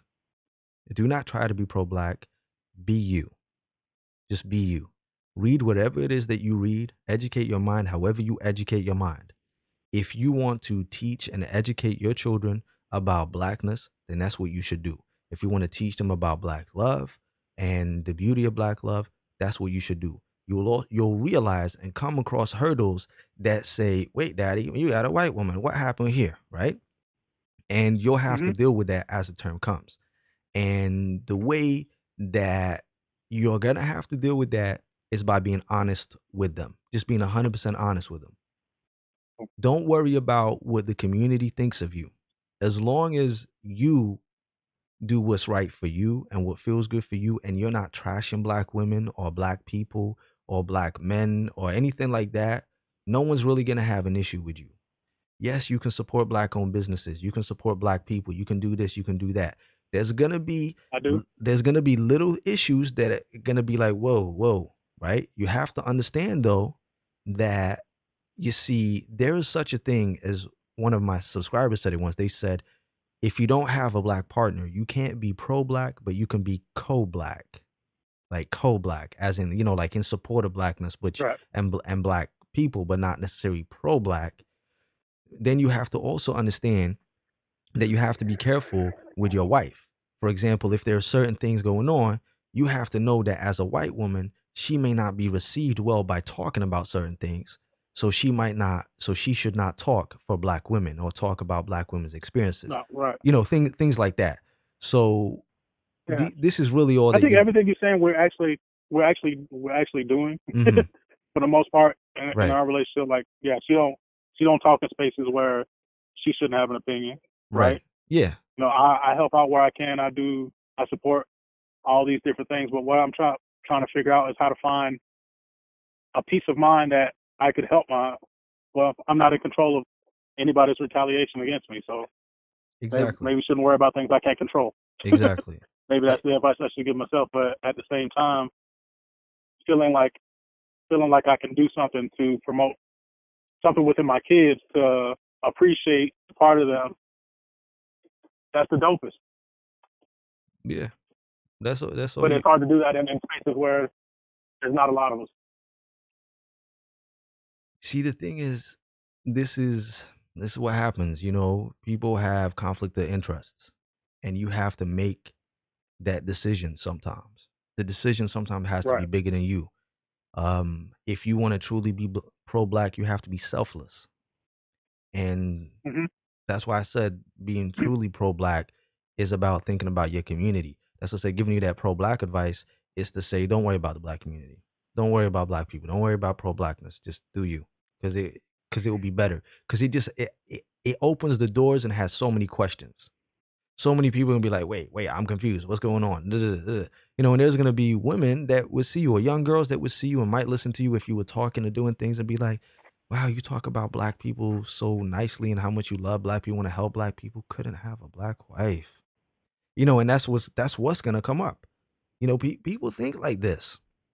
This is Yeah, how that's they what I'm do. saying. Like, is it more often than not, or is a minority of where people can actually just accept a person that's trying to help rather than judge every Oh, move they've ever made? there's a lot of people that will accept it. There's a lot of people that don't care because of course, there's black people invite white people to the cookhouse all the time. You know this. Be like, oh, Right. there's gonna be black people that will say to your wife, oh no, she cool, she good people. You black, you got black kids, you adopted a black, yo, you black, right? That's what they will say. Right. But there's gonna be people that are very serious, and they're not gonna take this as a joke, and they're gonna be like, no, you know. So you will not be short of people that will be accepting of you and accepting of your help and accepting of you helping the black community. This, oh, all right, call ended. I don't know what happened. Anyway, the call ended. That was not me. Yeah, this brother called in a couple weeks ago. I remember. It's a complicated situation. Conflict of interest. Sometimes you have to make that decision. You have to make that decision. You know what it's like?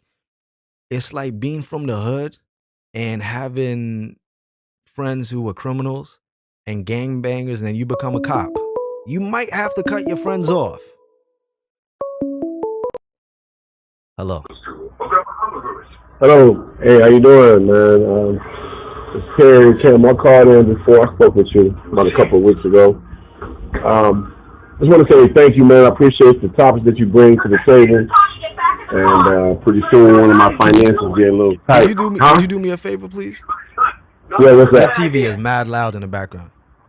Mad Oh, loud. Yeah. well, let me Thank you. take a trip. My bad. Yeah. The phone is picking Let it me up take more the. than you. Oh, well, how's this right now? Yeah. That's Now, okay. But again, I was saying that, I appreciate your topics. I appreciate what you talk about. We need, again, we need more people that think like this.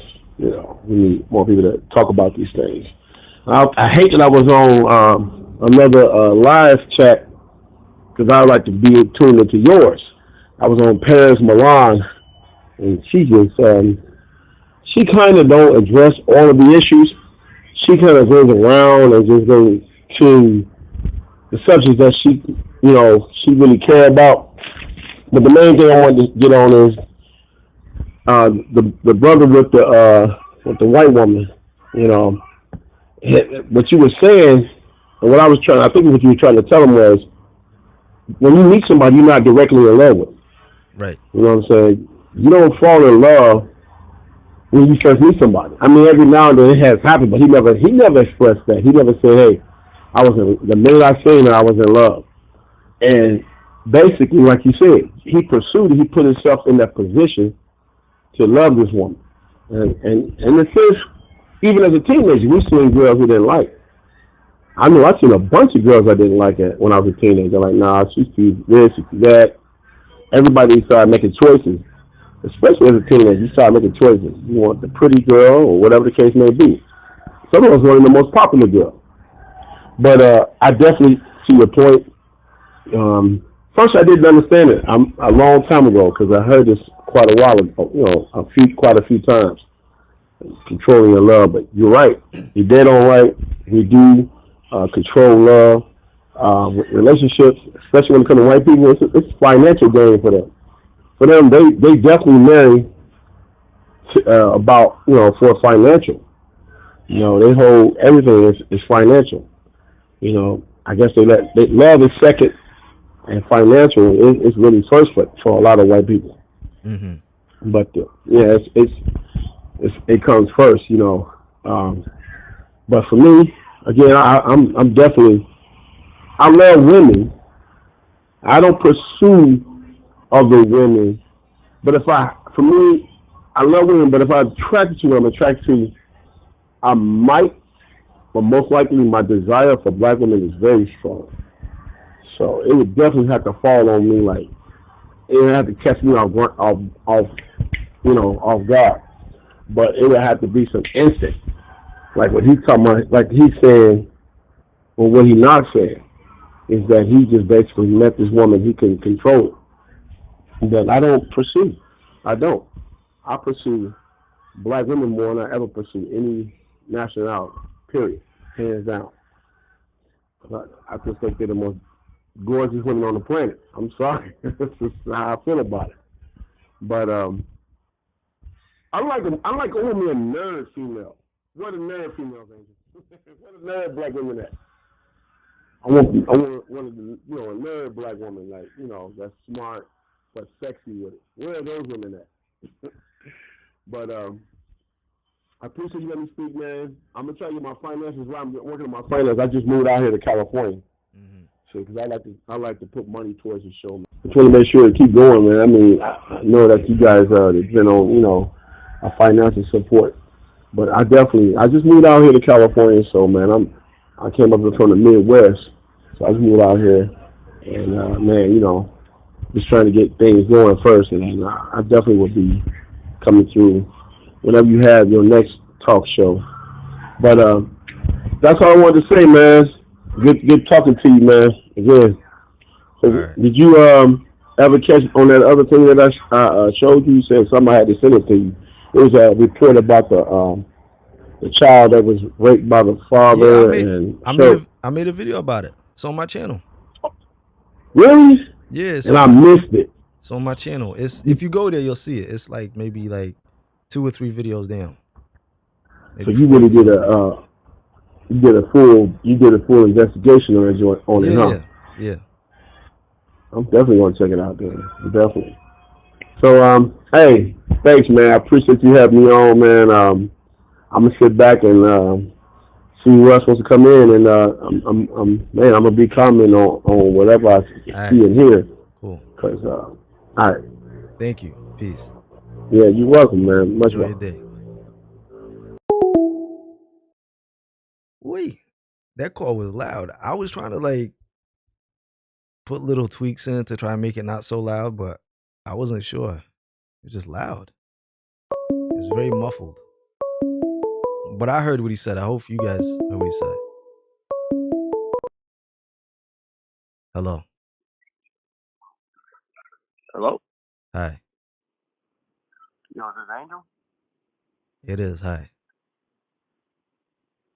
Oh, shit. What's up, man? I'm good. How are you? I'm chilling. I was on your video on Facebook, so I thought, why not just give a call? I mean, not Facebook, YouTube, my bad. Okay. Yeah, that's what's up. So, so recently, bro, like, I don't know how to describe it. I've had like a great, change and shift of my liking, and I noticed that I'm more attracted to black women now. Like finally, because I used to like put them down all the time back in like my high school days and stuff. So I just wanted to say like thank you, especially to the black community, especially because Why did you have a shift? Huh? Why did you have a shift? So I'm in the military right now, bro. I'm in the Marine Corps and stuff. and Mhm. I'm surrounded by mostly white people and all that other stuff. Recently, I went to Japan, and I came back not too long ago, and I was astounded by the culture of the Japanese people. So I said, bro, hey, hold on, this ain't even my culture. So I started digging deep into African culture, started doing Afro house dancing, bought a few dashikis, started researching history and stuff. And I was like, bro, this is actually 20 times better than what any other culture has, if you ask me. And then I noticed that my likeness toward white women just slowly went down. And I was like, well, shit, I need me a black woman in my life. I love me some chocolate. You know what I'm saying? Mhm. So why you said they used to put black women down? Why was that? Well,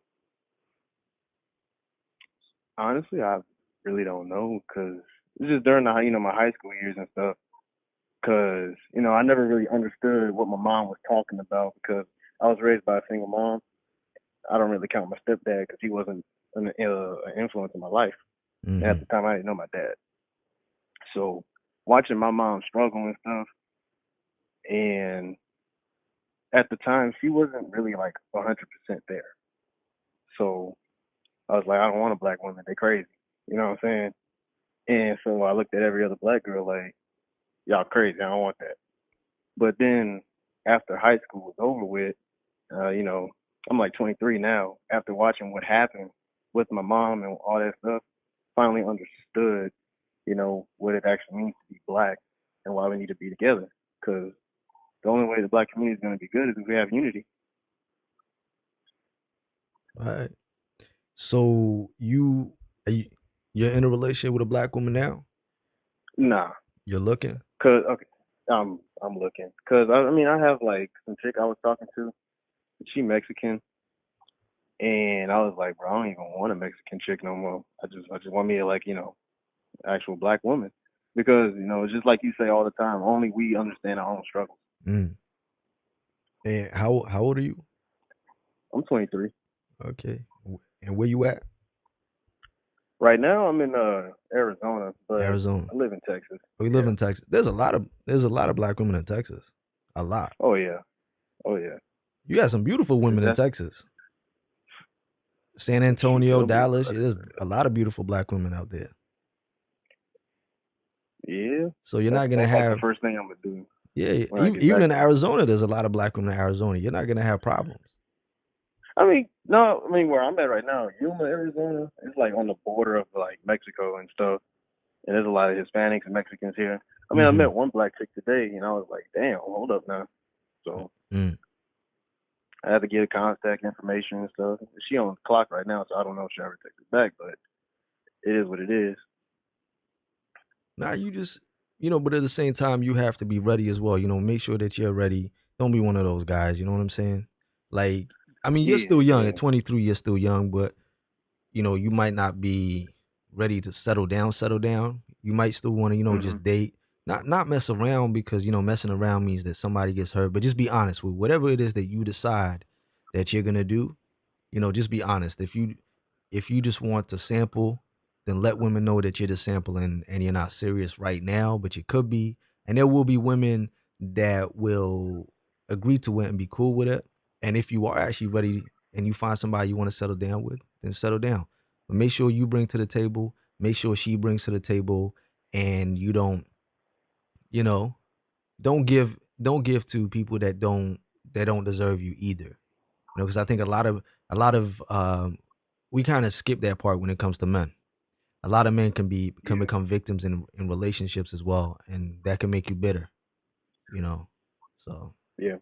but yeah, nah, I mean, I see your quotes on Instagram and stuff, and I be like, damn, that should be true as hell, because I learned that a relationship is two ways. Like mm, it's not just one way or the other. You gotta like compensate, compromise, and come together for a solution to make it better. mm-hmm, Like yeah, I know we gonna fight eventually, but it depends on how we handle the situation and overcome it. That's what make a relationship stronger. right, exactly.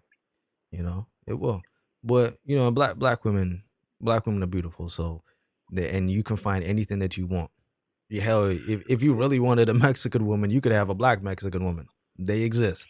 True. You know, True. um, black women everywhere. You'd be surprised. You'd be surprised.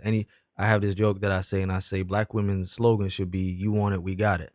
Because any look that you're considering or thinking about, there's a black woman that looks like that, has that, and black women can cook. They can cook. Oh, They this they nigga can lying, man. they're beautiful. They're amazing. They look sexy, and they care and they know us. They know us better than anybody else can know us, and they understand us. And that's something that you know is one of the most important things to truly feel like you're at home. Feeling like you're at Yeah, home and feeling like you're supposed to be there. And this is how it's supposed to be. And that's something that you can't get from anybody else. You know. yeah, So, and I wish you the best of luck with that. Because that's what I want to see. I want to see black love. I'm not one of those people that because some people they're anti-swirlers so much that they won't even let swirlers come back. Like people be yeah, like, "Oh, I used to swirl back in the day, but I want to be with this now and that now, and I want to be pro-black." And people go, "No, no, no, no," and I'm just like, "What? Nah, I'm not gonna tell nobody that just because they used to swirl with somebody that they can't be with a black person now. That's ridiculous." You know, I yeah. wasn't always the person I am. I mean, I never swirled, but I wasn't always the person I am today. People love Malcolm X. Malcolm X slept with white women, and then he became pro-black. Malcolm X used to be a pimp. Malcolm X used to be a drug dealer. Huey P. Newton, Dr. Huey P. Mm-hmm. Newton used to sleep with white women too. So there's people make mistakes, and they learn from those mistakes. And as long as you learn from those mistakes, you know. Yeah, So yeah. yeah. What? Let me let you All right. go. I'm gonna get a few more calls in this, but I I appreciate got you. one more thing for the chat for the sisters out there. Mm-hmm. Cause hearing them say that, oh, people find me intimidating. Y'all not intimidating. They're just in shock from what they looking at exactly. That's all I gotta say to that. I don't ever find black women intimidating. That's what's up. Yeah, go in the chat and tell them. Tell them that. Tell them that in the chat. Actually go in the chat and tell them. But even more so than that, tell black women these things in real life. Don't wait to come on a phone call or be online and say it. Say it in real life. You know, the the funny thing is we're so cold with each other. We are very cold with each other and very distant. And sometimes I would see black women on the streets, and if I see a sister with, her hair is popping, I could go up to a sister like and just be like, "Yo, excuse me, miss. I just need to tell you, your hair, it looks amazing today. You are so beautiful. Look, damn, look at you." And then I walk away. I don't want nothing. I don't want nothing. I just wanted her to know that. And there's nothing wrong with doing things like that. So bring it to the real world, not just online and on Instagram or Twitter or YouTube. Bring it to the real world too. All right. Yeah. All right. Cool. You Peace and enjoy it. love, man. Thank you. No worries. Peace.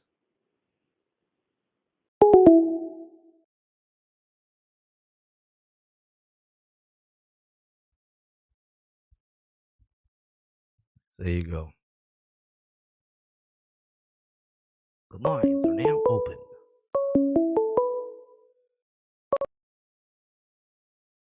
Hello. Hello, Hi. is this Angel? It is. Hi. Yeah, how you doing? My name is Jason. Um, I'm from Florida. I know this is a little bit like off topic. I'm a subscriber. I'm 20 right now. Um, I wanted to talk about like a different type of love almost. Um, it's kind of like the love between like just the different people around the diaspora. Cause when I was growing up, cause by the way, I'm West Indian, I'm Haitian. Mm-hmm. When I was growing up and I was coming to the States, we used to get a lot of like hate and like a lot of Haitian kids used to get bullied down here, especially in Florida. And I never really understood like why. It would mainly come from like African American kids and like the whiter, more mestizo Hispanic kids. It would never really come from like the African kids or like the other West Indian kids. And I would always like be so confused. I'm like, you look exactly like me. Why you jacking me? You know what I'm saying? Mm. And I just kind of like Wanted to know your stance on it, like the xenophobia. Like, how do you feel about it? Yeah, xenophobia, this is basically another symptom of white supremacy. It's something that Mhm. obviously can affect white people too, because there are some white people who are Italian or French and Swedish, who and British, American, who don't like each other because of their different nationalities. But one of the things when it comes to black people is that we are African people. We are. It doesn't matter where we are in the world, we're African people. And I'm not talking about, oh, we started life in Africa, such and such amount of years. No, we're talking about when we were taken from Africa into, onto slave ships and placed into different islands and different countries. We're African. That's what we have in common. And the Yes, best sir. way that the European can control the masses is to divide them and to have Mhm. these masses not be unified. So therefore, you know, we don't speak the language, our ancestral language. We weren't allowed to speak that language. They wanted to, excuse me, they wanted to know everything that we were saying. They wanted to understand everything we were saying so that we could not plot against them and fight back. They wanted that. But at the same time, they needed to make sure that we were so divided that they would divide us by regions and also different countries and islands that were being controlled by these different colonizers and masters. Mhm. And what's crazy, especially with Haitians, I mean, all props have to go to Haitians. All props. You got what's Jean-Jacques Dessalines, Yes, who sir. started that revolution against the French. And that revolution triggered the Jamaican revolutions. And those Jamaican revolutions triggered the revolutions from the Gullah Geechee and, within the United States. And all of these things happen because you would hear about the enslaved people would hear about it happening from this island to that island. And this was one of the reasons why they had to push this hatred, this xenophobic hatred with black people so that they don't unify across the diaspora. It's a, he say, she say type of thing. I have a whole video about it as well where I talk about, this division between continental Africans and Africans of the African diaspora. They need to Okay. control us so much that they need us to hate each other. You've Yeah, got cause I'm sorry. no, I go didn't mean ahead. to I'm cut you off. listening. Yeah, but like I would always hear my father tell me about like how much Haiti contributed to like a lot of the West Indies and how Jamaica helped them out with the revolution and how they influenced so many countries in Latin America and freed a lot of them. And I was always like kind of like taken aback at the fact that like you know what I'm saying we were like kind of like treated like dirt. I mean not now like Mm, we get we get our love just like everybody else does. I think it's mainly due to the fact that everybody's kind of like opening their eyes, seeing that we are the same, like all the black people are the same. And you know what I'm saying? My father would always kind of like instill that in me, like, you know what I'm saying? Even though these people are telling you this at school, you know what I'm saying? Just know where you come from. You know what I mean? Love yourself. You know what I'm saying? You have a very rich history. He would always tell me that for sure. But I definitely wanted to see your insight on it because I really respect you, Angel. thank I you. like a lot of your content for sure.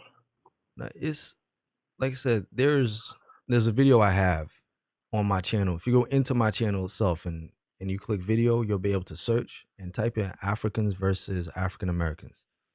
And that Hmm. addresses West Indians as well within that picture. But a lot of people, this isn't common education. It's not common education.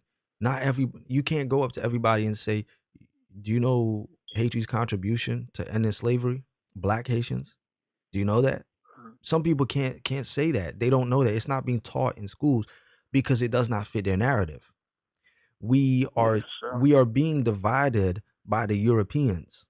They have to divide us. So they want that particular hatred where they will say to, you know, to Americans, oh, black Americans, oh, you're better than Africans. Africans are dirty. They're this, that. Then they go and they tell that, continental Africans, oh, they're drug dealers and criminals. They've got no culture. And then they tell, when it comes to people from the West Indies, they're telling them, oh, they're better, to Black Americans. Oh, they're better than you. They're immigrants. They're immigrants. They're stealing your jobs. They're doing this. They're doing that. So it's a Yeah. consistent division when you literally sit there and go, you know, we're all African, right? And I'm not talking Yeah, like about you look exactly like me. Yeah. right. We're all African. We are African people. You speak English because your master forced you to speak English. He speaks French because his master forced him to speak French. He speaks Spanish. He speaks Portuguese. He speaks Dutch, right? Because they were forced to speak these languages. But before that, we're so connected and we don't even realize it. There are Americans right now who are descendants of enslaved Africans, and their ancestors might have started their journey within the New World in Haiti or Jamaica or Puerto Rico or Cuba or Colombia, and vice versa. There's Haitian people who will have ancestors that when they were transported from Africa went to the United States first before they got sent to Haiti, because that used to Yeah. happen. We Yeah, I are think I was so watching a video of yours. I'm sorry to cut you off. no. Go ahead. I think I was watching a video. Yeah, I was watching a video of yours. I think you were talking about how they would send a lot of the like the kind of like the some of the like how can I say this, like some of the more Rebellious ones, rebellious ones to the islands. Yeah, exactly. That's what I was hearing from you. So I right? guess they got all like the how can I say this, the super Africans in the West Indies, and they all just rebelled. So that's what I like to think. But hey, like you said, it sounds about right for sure. The best way and the easiest way to control people is to divide them and make them forget who they truly are and to identify with their oppressors. That is what it is. We have been conditioned and brainwashed to identify with our oppressors. We call ourselves Americans, we call ourselves Haitians, we call ourselves Jamaicans, we call ourselves Puerto Ricans, Dominicans, Colombians, Cubans, instead of actually calling ourselves Africans, because we have been conditioned to identify with our colonizers, with our oppressors. And then we have this whole pedagogy of the oppressed situation where we want to be free. We want to be like our oppressors and our colonizers. And the only way that we can think to do that is to become like them and to oppress those who are also oppressed. This is when they say when the oppressed become the oppressors. That's what it is. We are oppressing each other. The xenophobia that is happening across Africa as well, like within South Africa and different nations, even though Africa is one giant landmass, it's a continent with with 54 countries, and all those countries, those borders were put there by the white man, by the Europeans. There was no borders before. There was no this area is called this and this area is called that. No, it was one landmass with different tribes, with Yeah, different just like tribes. just like in So, Haiti, like the whole island was like IET, mm, and then they just basically just split it up. Like I also never understood like that like kind of like divisions between Haitian and Dominican. Like I love my Dominican brothers and sisters, but it seemed like um from some of them like we don't get the same love. You know what I'm saying? Even though like we basically the same people. You know what I'm saying? you Like are. I was talking to a Dominican friend of mine, and like they basically eat all the same stuff we eat. You know what I'm saying? It's just we speak two different languages. You know what I mean? So yeah, I just wanted You just to had two different talk more about colonizers. That's it. Two different it. Yeah, colonizers, two different oppressors. One definitely. oppressor spoke French, the other oppressor spoke Spanish. Hmm. This literally that. There was it's just the fact that the Haitians, they they rev- they had a revolution. They decided to kill. They decided to kill the French. They said, we're not gonna stand for this no more. And sadly, the Spaniards, they got smart when they saw that the revolution, because they call it a revolt. I call it a revolution. But when they had the Yeah, revolution, the Spaniards said, wait, wait, wait. Yo, we do not want this to spill over here. And these black people over here start to kill us. So we have to do something. So do you know what they did? They told their enslaved Africans, you'll be okay. We love you. We care about you. You're different to these people and that people. And that's where they start bringing them. Like in Latin America, they had this thing known as almost like the reverse one drop rule, where you yeah, can better your status in their society if you had a drop of white blood. So it was yeah, something to aspire to them. So they're like, wait, I don't need to revolt. I don't need to turn against my massa, because if I work hard, I can be like them. So that was all a ploy. That was a tactic. And they saw that when they saw the revolution, the Haitian Revolution. They went, wait, we need to do something about this. And it was all manipulation and brainwashing. And that's exactly what it is. But we are the same. We are literally all the same people.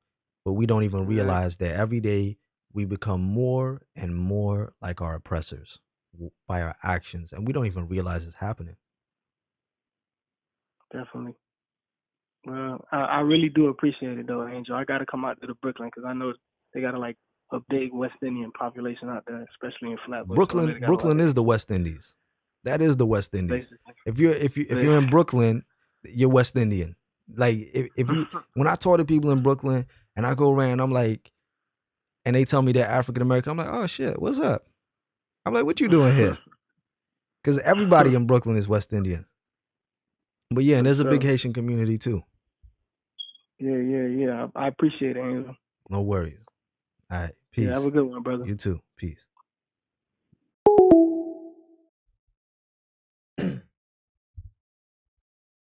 But yeah, we got these videos. I'm gonna have to try and remember this and put these videos in the description, because I've spoken about quite a lot of these things, quite a lot, and I definitely have a lot of videos on them.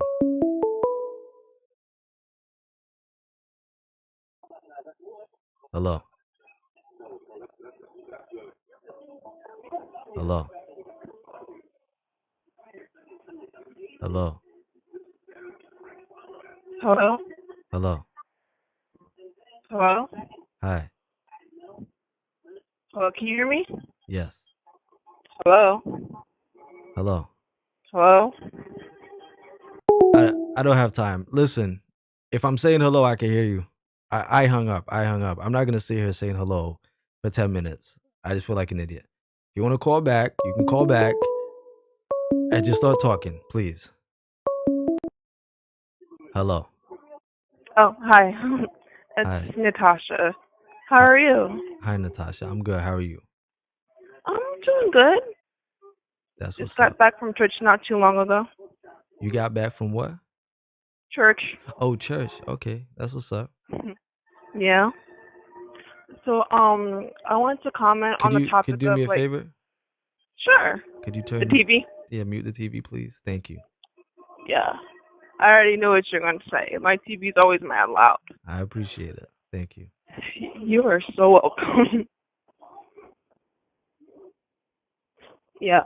So like I was saying, I wanted to comment on the topic of swirling. So do you think it's okay, so I was watching this video and the guy that was making the video in question, he was talking about how, black women are basically trying to force black men into dating us because we want to be put on a pedestal and things like that, and that's the only reason why we hate swirling so much. And me personally, I don't care who anybody dates, but don't bash black women just because you want to be with another race of women.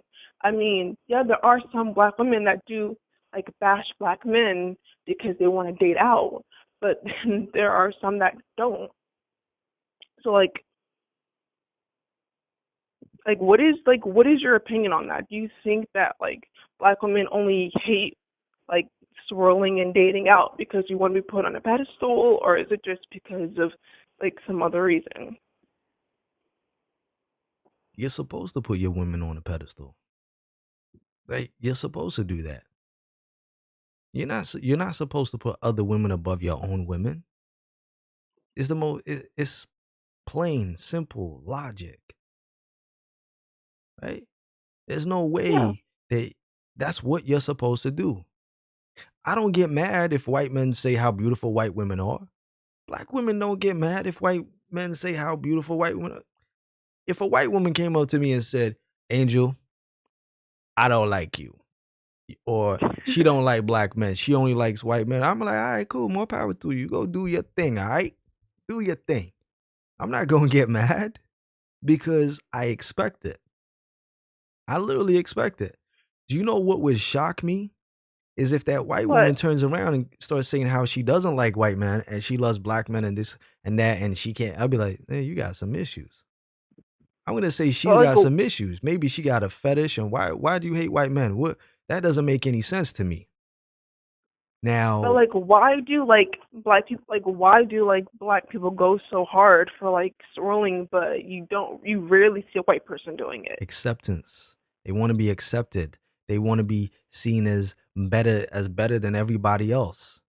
They try to guilt trip you. See, when these men are sitting there saying to you, you just want to force us to be in a relationship with you.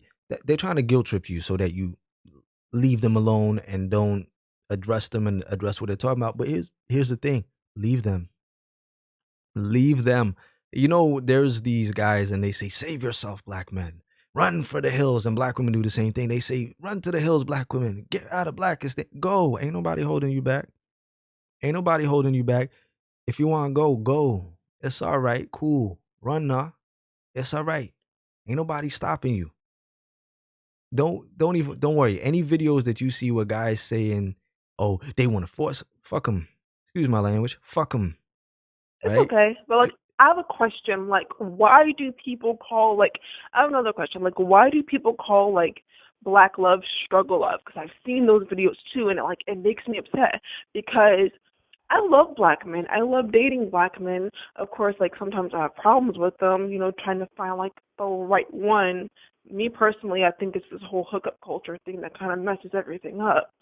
But I don't like go around like saying things like, "Oh, black love is struggle love," and "Oh, you need to like date out if you want to have a They successful relationship with someone who's of like a higher caliber." they what they want to do, right, is Mhm. they want to paint a negative image of black love.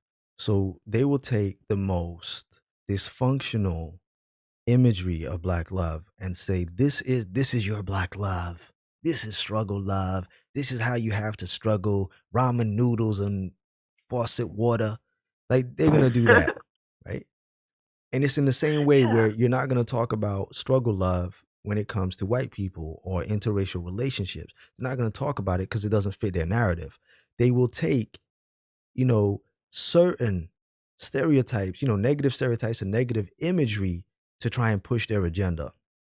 But they're never going to talk about the black love which thrives and the black love which is amazing and is not dysfunctional. They're not going to talk about that because it doesn't even make sense to them to talk like that because people can go, oh, so black love is good, is good. Because listen, I could tell you right now, I know people right now who are married in relationships, both black. They are definitely nothing that you would say is struggle love. Not struggle love at all. Not even close. But But like, I see a where couple does like swirlers I know, right? struggling.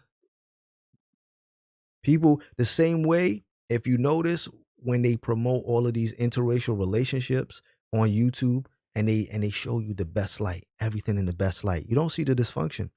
I noticed people going a little bit quiet about that Jamie and Nikki situation. You know they're huge interracial swirler YouTubers, Yeah. but they Yeah, I broke up saw now, Lovely T, she was talking about that. right? They broke up right now, and apparently it ain't been good for a hot minute. And the Nikki girl, I don't follow them. I never cared anything, but apparently I saw something. The Nikki girl's sister, she unfollowed him. Rumors of him cheating. He's trying to do damage control. Say no, there's no cheating, but she ain't addressed nothing. But everybody, they would look at these images of interracial relationships and see only the positive because that's what they're pushing. But But you don't get the swirlers talking about the negative side, right? like, what is your thoughts on that though? Like that whole situation. Like people always paint because people like either way want to paint like these like relationships in like a positive light to like you said to push an agenda. Like oh, like to demonize black love and to basically further demonize our community. And like to me, it's basically like all a part of like this self-destructive pattern that basically stemmed from slavery. I mean, swirling was forced on us, and then all of a sudden it's just like we accepted it. Well, Especially with black women. African women were forcibly raped by our masters. And now all of a sudden, like, we're condoning this type of behavior. We're condoning swirling. Oh, don't date a black man because he's going to do this, that, and the third to you. And only date a white man. Like, how, like, when did this, like, disconnect all of a sudden just become, like, I don't know, but remember, like, it's a tactic. It has to be used in order to divide people, in order to stop black men and black women from being together and loving each other.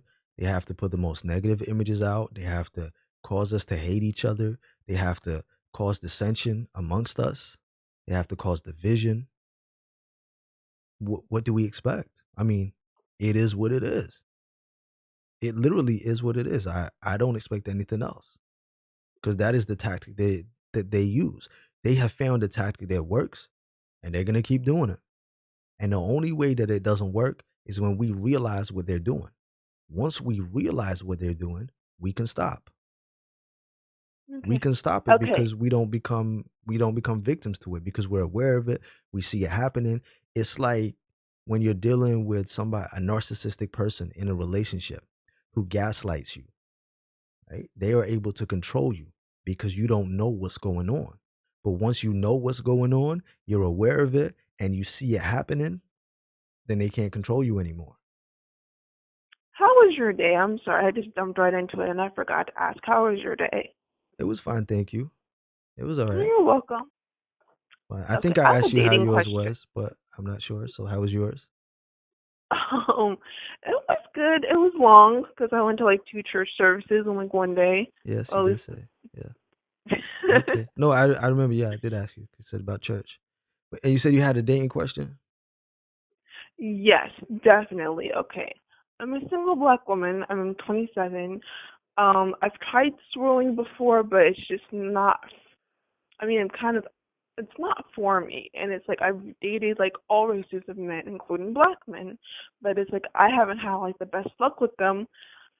But I'm not gonna like give up on that type of thing. But like, where would I go to meet like a decent black man?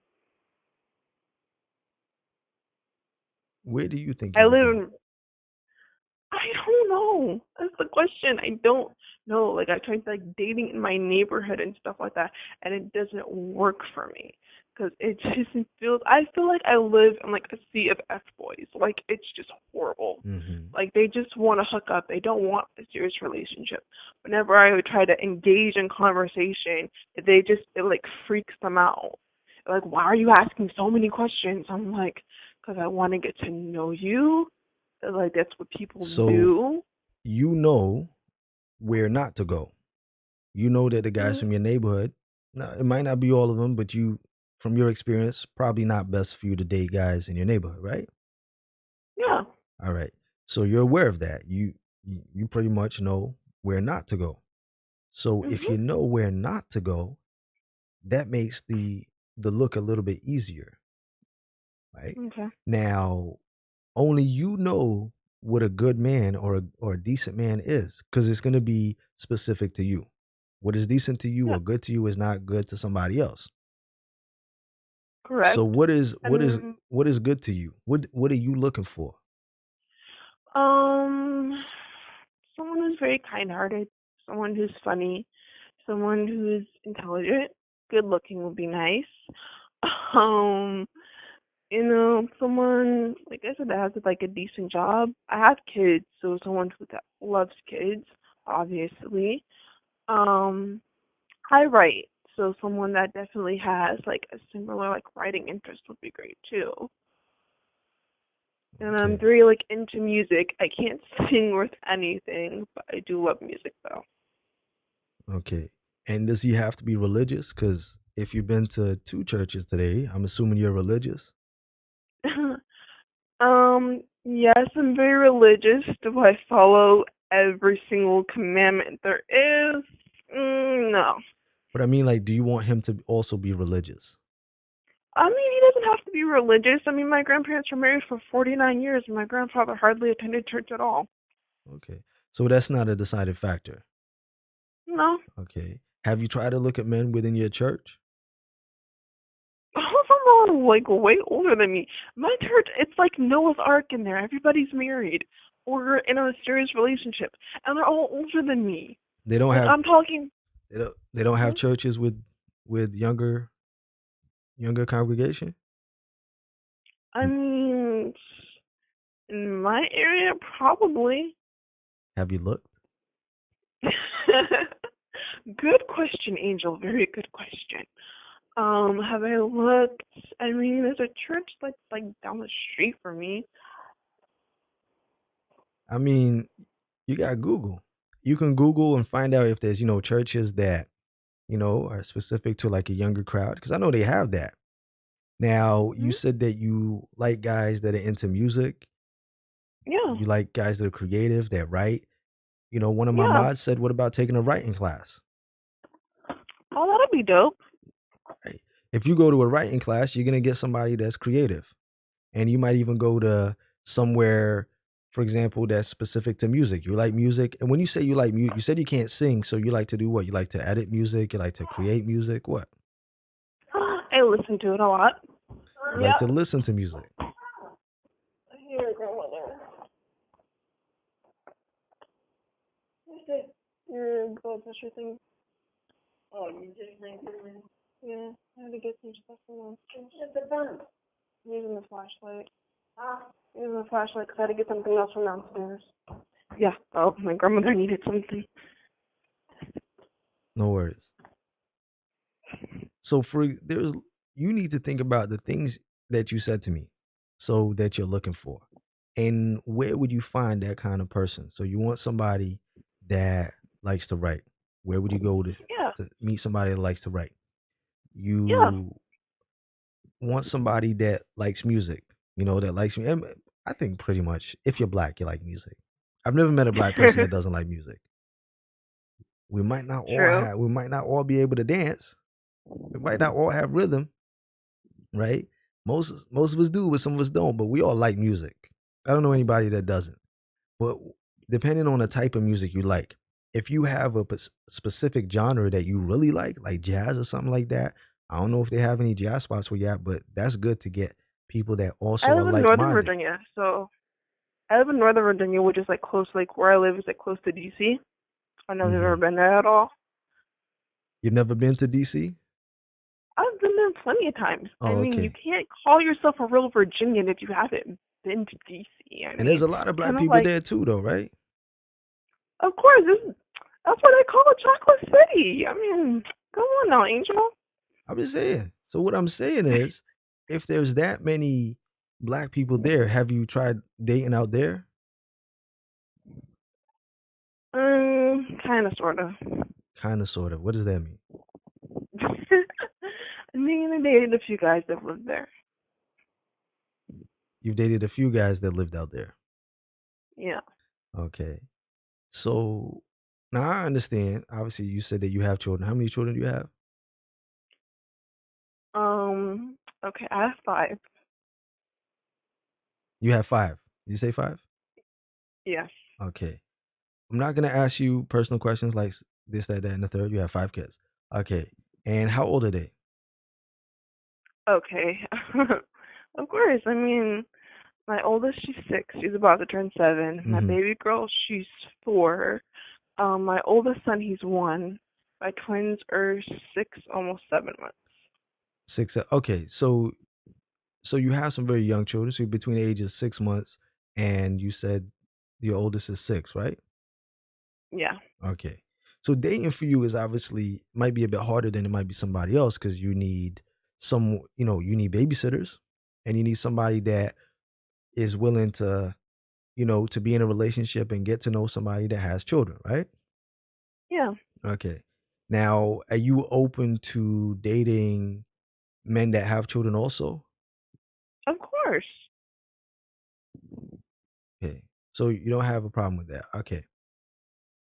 Now, what is normally your reaction when you tell guys that you have kids? You tell them you have 5 kids? Yeah. And what's normally the reaction? This like really creepy, like borderline perverted, just just things about my body that really creep me out. Enlighten me. I'm lost. Okay. I'm trying to make this as clear as possible so you don't get demonetized. I'm already demonetized. Don't worry about it. Things about my body, meaning like a woman's like reproductive organs, like the woman's. I'm from Yeah. Brooklyn. Just say it. I don't understand that stuff. I'm not a biologist, not a doctor. Just say it. Don't worry about it. Nobody knows who you I'm are. a Southern girl, so it's kind of like, and plus I'm shy, You can so say around new sir at the end people. if you want. I don't know if that makes you feel better, but just say it. Coming. Like, okay, like her pussy, like that thing. So they say because you have 5 kids, they ask you questions about your vagina? Mhm. Like what? Like the tightness of it, the wetness of it, things like that. Oh, right. So you say, you know what? I have kids. They say how many? You say 5, and they say, oh shit, you got 5 kids. Is it still tight? That's what they say. Mhm. Yeah. Yeah, you don't want those guys because if that's what they're asking you, then you know the only thing on their mind is sex. Yeah. That's the only thing on their mind. Now, there's nothing wrong with a guy wondering. It's natural, you'd be like, damn, she got 5 kids. I wonder if it's still tight. There's nothing wrong. But for them to just say that out straight out to you, then you already know. You already know what it is, and you can just go, right. So that's where your mind's at. That's fine. That's good. And that's actually good. Do you know why it's good? Because it allows you to filter it out and to move, right? And to move across and find somebody else. But now the 5 children, are they by the same father? Mm, no. You had to think about that. No, I didn't think You about like, it. it was like you were thinking, like, what? Okay, how many fathers of your children do you have? 4? 4. Okay, so you have. Okay, so can I ask you? I don't want to be too personal, but I'm going to ask. So what happened with Okay. them? Why didn't it work out with any of them? Oh my goodness, just one disaster after another. Okay, so Let's see, I've been cheated on a couple of times. okay, so Oh. wait. All right, let's start backwards. You said you have a 6-month-old, yeah? Mhm. Or did you say they were twins? I thought you said 6 and 7 months. I can't remember. Yeah, they're twins. They're twins. So you have 2 6-month-old twins. Okay, congratulations. That's beautiful. And Thank you. so you have 2 6-month-old twins. And why are you not with their father? Let's see, multitude of reasons. Okay. Oop, somebody wants the phone? Yeah. Yeah. No, That's the TV. you can call back Yeah, I think. if you have to Yeah, he go. cheated on me a little bit, and Uh-huh. yeah, and he cheated, and there's like arguments and stuff, and All right, all kinds of things. and you were in a relationship with him. You guys were in a proper relationship. Yeah, So you found out he cheated on you, and he cheated on you. You found out when? Before the kids were born or after? before. Before. Okay, so you guys broke up before you gave birth. Yeah. Okay. And he doesn't care? Has he tried to fix it? He doesn't care. He doesn't care. Okay. Does he pay for his children? Yeah. He does. Okay, that's good. And he's black? All of your children are black? Okay, all of my children are black except the twins. Except the twins. Remember that?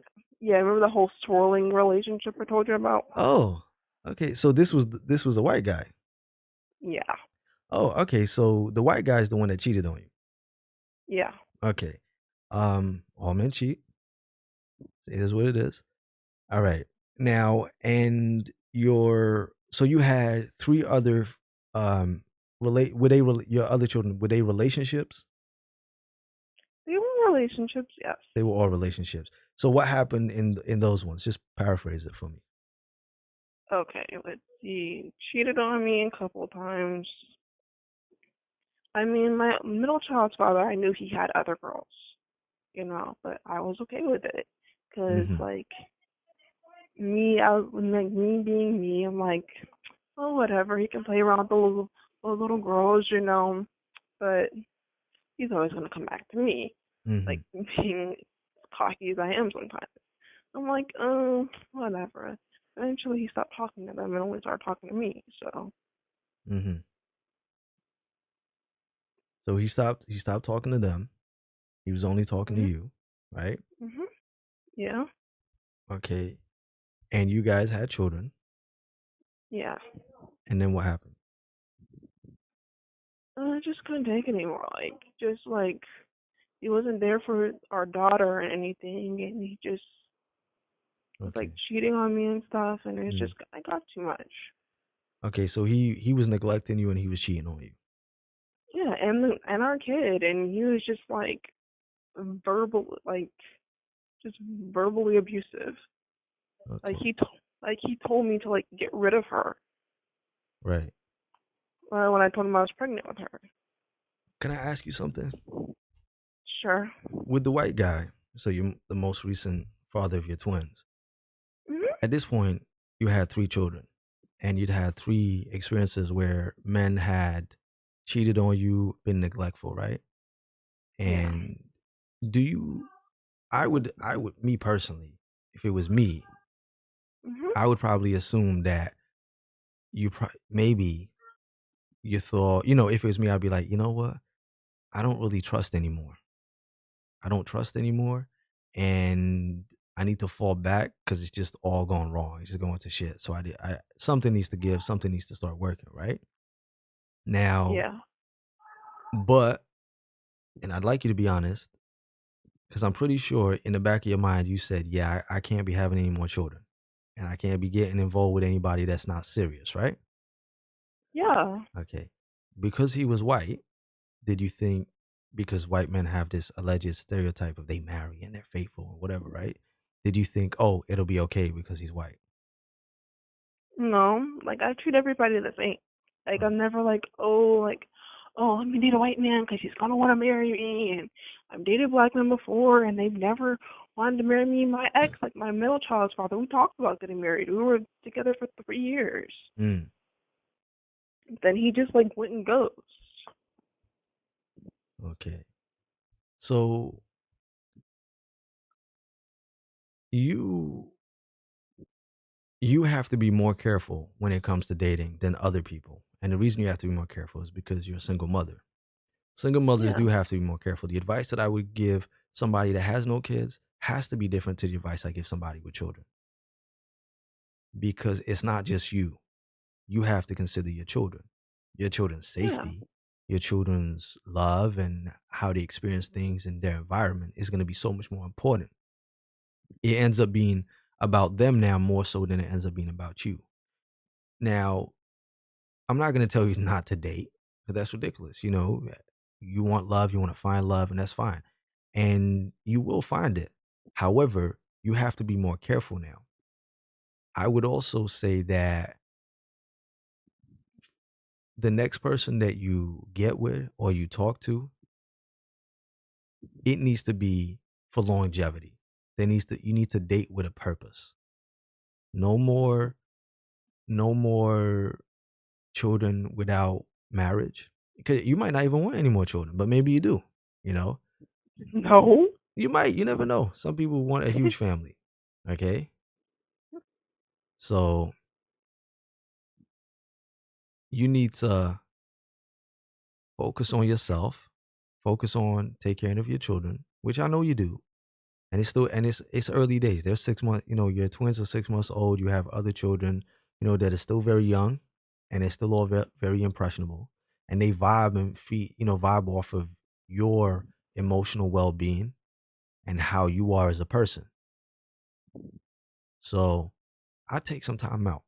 I would take a bit of time out, get to know yourself, get to, look after your children as you already do, give them all the love that you have right now.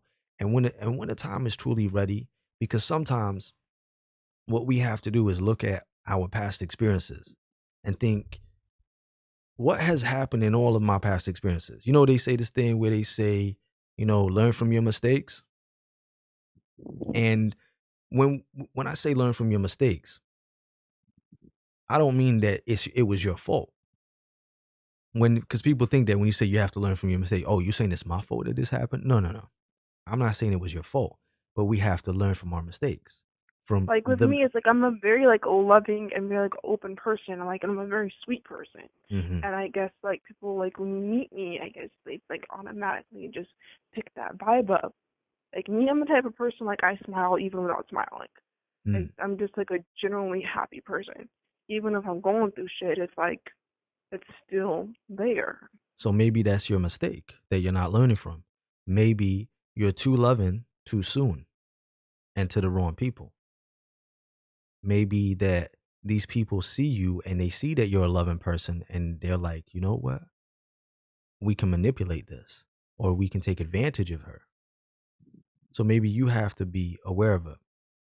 If when you look at your previous relationships that you've had, do you think that you can see the red flags if you look back now?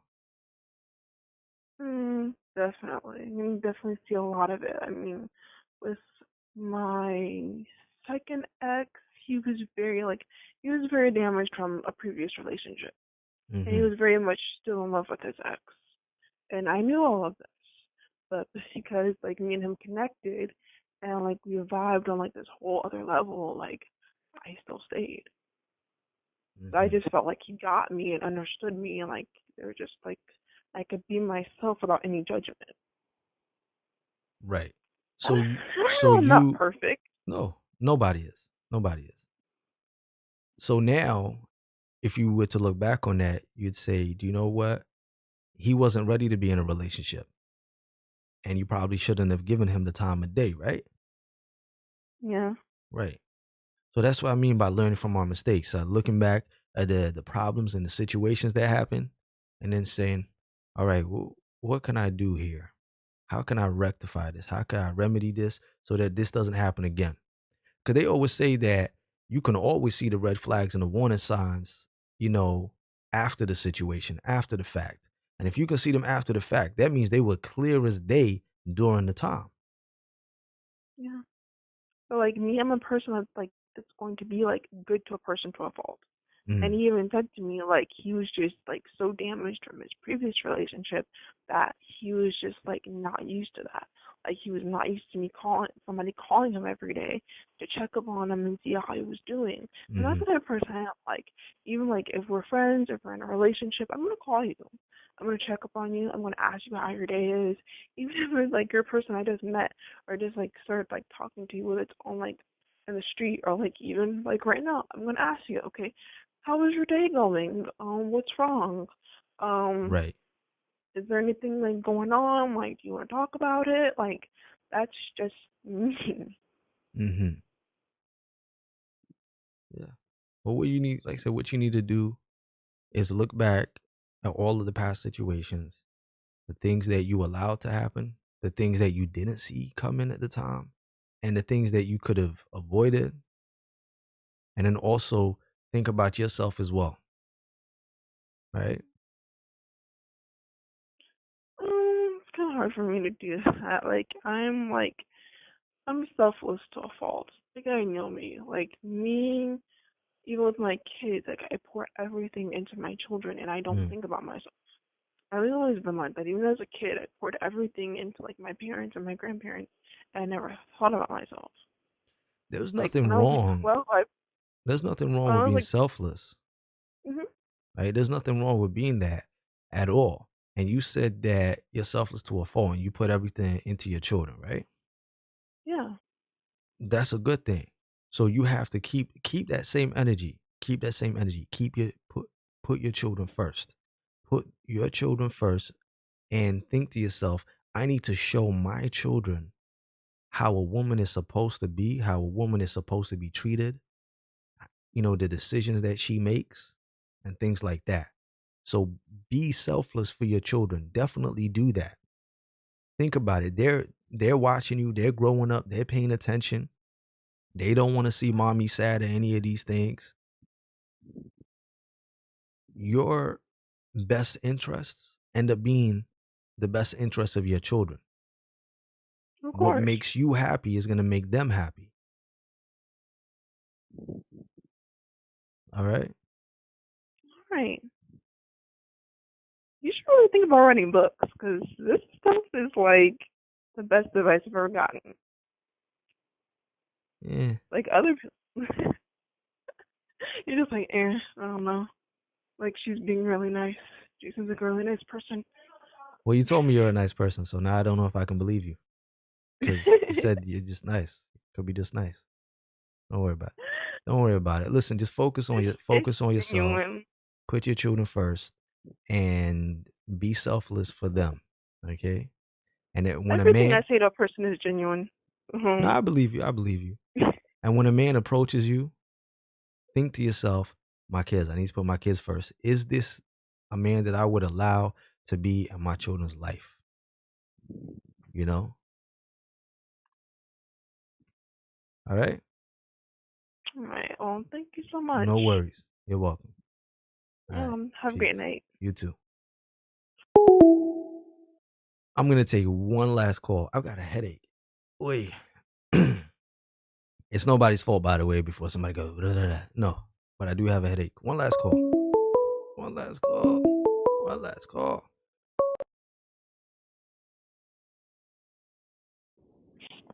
Hello. Hello. Hi. Good night. How are you? Goddamn West Indians. Okay. I just wanted to call and chime in a little bit on the last caller and some of what's going on in the chat a little bit. Mm-hmm. I see a lot of people saying they're ready for love and they're under the age of 27, basically. Uh, from somebody who was a single mother before to somebody who's a happily married woman. I think this year is going to be what, 11 years? I got married in 2008, so I think this year is like 11 years. My Can we paint the picture of your happy family and marriage first? Because people talking before you do this, because people talking about struggle love. Let them know. Be out. Tell them how old you are. Your husband, how old he Of is, how course. great he is. What, what do I say? Who do I say your husband looks like again? Forgot his name. Um, uh, uh, uh, uh, uh, the guy from Set It Off, the one that saved Jada Blair Pinkett, Underwood. Blair That's Underwood. it. That's Yeah. it. She's married to Blair Underwood, guys. All right, there you No go. lies, lies, He looks lies. like Blair Underwood. I'm just saying. But anyway, go ahead. Let them know because we were talking about struggle love Okay. and Okay. all right. All right. First off, my name is Tony. Secondly, I'm 41 years old this year. My husband is 33 years old. Yes, there is an age difference. Um, I have a 20-year-old son and I have a 6-year-old daughter. And I met my husband when back when I was 29. When I was 29, he thought I was younger. Good black, good black. And we met because he was in the Navy, and his last day in the Navy was my first day in the Navy. So they happened to put us in the same room. There wasn't any chairs in the room, so they asked us to just stand in the back of the room. I saw him. He looked real nice in his dress white. I told him I liked his outfit. He told me he liked my outfit. and we became friends, and we were friends for a long time. Now, prior to that situation, I had my son, who at that time would have been, I think, 10 or no, I think, yeah, maybe just about 10 years old, I think he was. And I met his father out of, I met my son's father since I was a very young girl. We knew each other, we talked to each other. I thought he was cool, he thought I was cool. Then we hooked up. We hooked up because I thought you turn 18, you find a boyfriend, you hook up, you have sex, you have a happy family, and that would have been the end of it. But that's not how it worked out. He wanted sex, and he wanted to prove he can have a baby. I just happened to be a good uterus for him to use. I had a This baby. was the ex-husband. No, ex-husband. I have one husband. This No, is oh, the first child's father. this okay, all right, because This this is the is not first your child's husband we're father. talking about. No. Okay, This all is right, not go the ahead. husband I'm talking about. This is my Mm-hmm. first situation. Mm-hmm. And I just happened, I was young, I was dumb, I didn't know better. I couldn't tell the difference between deep infatuation, every time you see him, you get a little tingly, you're happy, you just want to go have sex. I couldn't tell the difference between that feeling and love. And I thought I was in love. Um, it wasn't until I had my son that I realized he wasn't ready to be a father, but I had to be ready to be a mother, regardless of what happened. So I had to distance myself from him a little bit, give him time to grow. At the time, oh God, this was Brooklyn, 1999, 1998. Everybody was a corner street hustler. He was a hustler. He was enjoying his life. And having a baby and a girlfriend, considering what hustlers were back then and how much money they were getting, he figured he was doing something big. I was raised in a two-family home, so it wasn't that I was neglected and looking for love on the outside. I just figured that at a certain age, you find somebody, you hook up, you fall in love, and eventually you get married. That didn't happen. That situation's done. It's over. We walked away from each other. Um, I can't say that it was a happy situation because after we separated, um, my son didn't see his father as much as he should, and I kept trying to make it work to where he can see his son without seeing me. But like a good West Indian man, excuse my language, you say you're demonetized anyway. If he ain't fucking the mother, he ain't gonna see the child. And that's how that situation ended with me and him. Fast forward to my daughter's father, met him in the Navy. He looked fine as hell. I was happy, spoke to him, but I didn't look at him as somebody I could hook up with. I just looked at him as somebody that I could be cool with. We can talk. We spent months chilling, hanging out, going to the movies, just talking. And maybe it was about 4 or 5 months after hanging out with each other that he kind of looked at me a little bit differently. And I was like, no, I'm not interested. I need somebody older. I need this. I need that. And he's like, everything you're looking for is right here. And I'm like, that's not true. We having a good time. Let's keep what we have going. Eventually, I caved. We got together. I gave him a 3-month trial membership. I did. Hooked up with him for 3 months. And after 3 months, I decided, hey, let's talk about what we really want from each other. He decided he wanted to stay in a relationship with me. I needed to take a few weeks to think about it. I took a few weeks. I thought about it. We kept going another 6 months. Eventually, he proposed to me. We got married a year after we met. It was good. It was wonderful. It was great. But the one thing we agreed that we would do throughout the relationship was always maintain that friendship that we had when we first met each other. Now, as much as we both said that that's what we we're going to do, as a female, I can't laugh at the jokes, some of the jokes, not all of them, but some of the jokes that we had before. I can't laugh at them the same way. I can't sit around with you and talk about Bria Miles the same way I would have back in the day when you were just my friend and I didn't care about you and I didn't care about how you looked at me. But what I try to do is make sure that he's still comfortable in the relationship and I'm Your still husband talks comfortable in the about Bria Miles relationship. too? No, but after you mentioned her and told me who you thought she looked like, I made sure to point it out, and he was like, "Oh, delete," and he unsubscribed from her. Who did I say Bria Miles look like? He said she looked a little bit like our friend, Who's your friend? Pretty P, Pretty P. Who's Pretty P? Parker. He said I how did she not looks a say little bit like this. an older version of. I never said that.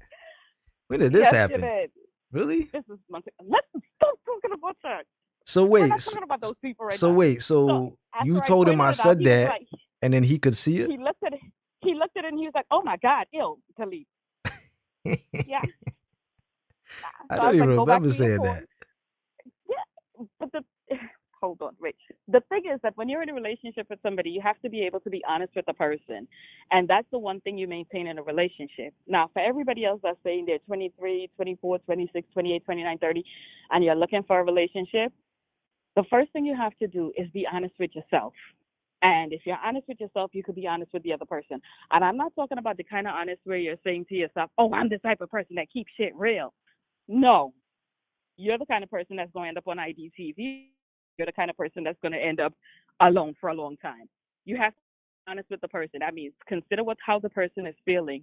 Consider how you would feel if you had to say to the person what you want to say, and then you say it.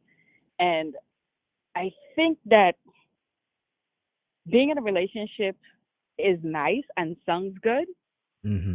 but what everybody needs to remember is that it's a sacrifice to be in a relationship.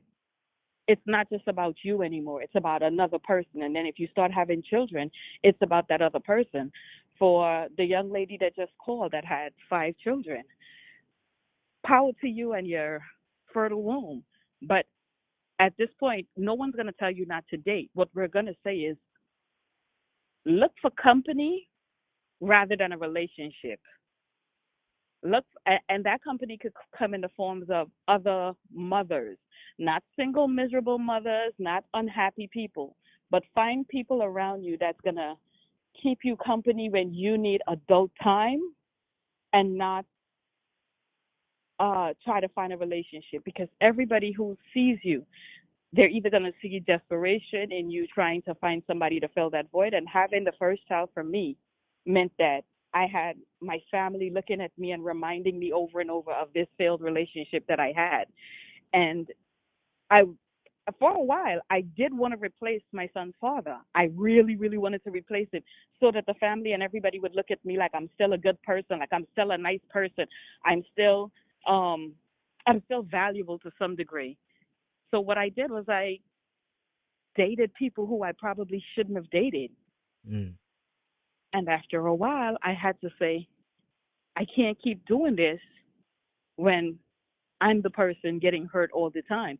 I never introduced anybody to I have exes that I still talk to this day that hadn't met my son until they came to the baby shower for my second child. And she came along 13 years after. So it took some time for me to get comfortable with having people around, because I didn't want people to come into my life and leave, and I didn't want to be seen as the statistics, because again, I was always worried about how my family and everybody around me would look at it. First thing. Second thing is, to the sisters and everybody that's out there, there is somebody out there for you. Take your time. Don't settle for somebody who you see things going wrong with. If he's constantly, I dated a guy one time that all he ever saw me as was a paycheck. I would come home with my check because I did several different jobs, and I would just put my paycheck down, or I would change my checks and just throw the money in the drawer. He comes over, looks in my drawer, sees the money, and goes, "Oh my God." I can hear from his friends and family that we had in common how much money I keep around the house. Can't stay with Mm. this dude.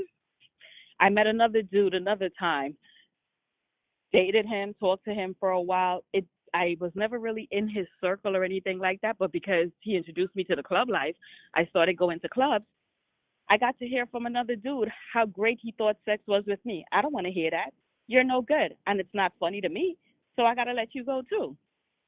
So it was like little things like that that I had to really look at with people before I finally decided I'm just going to stay to myself. I'm going to enjoy me time. I'm going to enjoy finding a whole bunch of things to do with me until I like me so much that whoever shows up, even if he doesn't like me, I'll be good with me. And then I found somebody who came along. I was like, you know what? I'm going to beg this girl to be with her. I'm going to beg her to take care of her. And that's exactly what he did. He showed up. He practically begged me to marry him. I left. I went away for a while. He took care of the house. He took care of the kids. He took care of everything for me. I've never had to run behind him and give him $30, let alone, you know what I mean? It's just a good situation. But struggle, I don't even know what struggle love is. Yeah, he's very successful, right?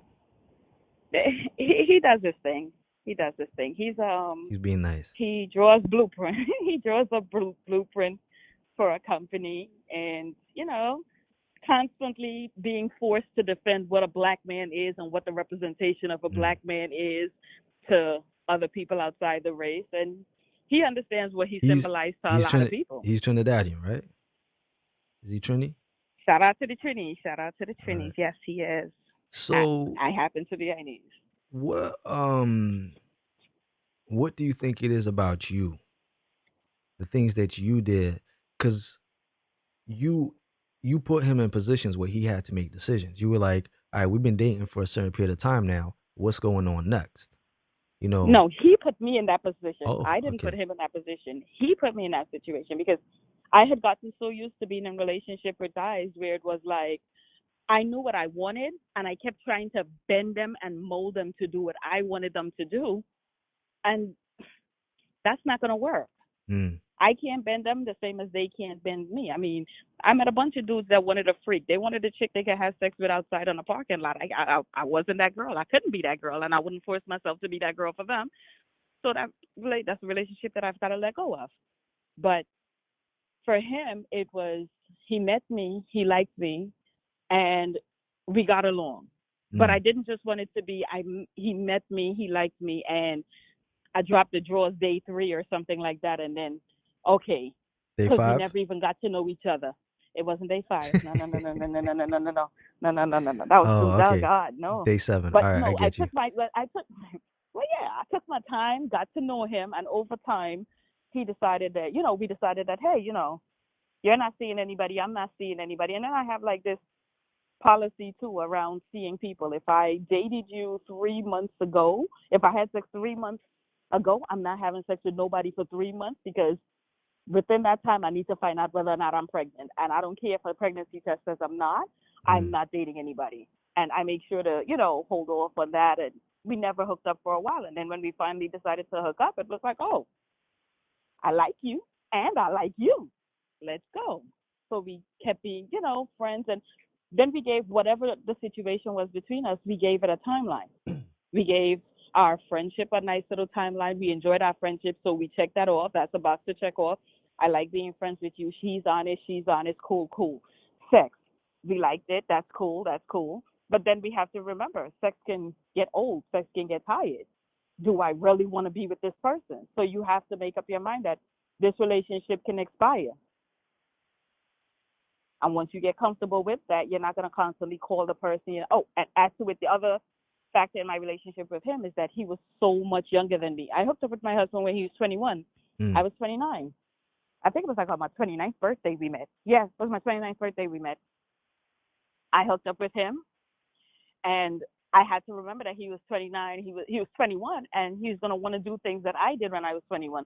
So I reminded myself ever so often of things I wanted to do. If he said, hey, me and so go into the club, no problem. My husband goes on trips with his friends.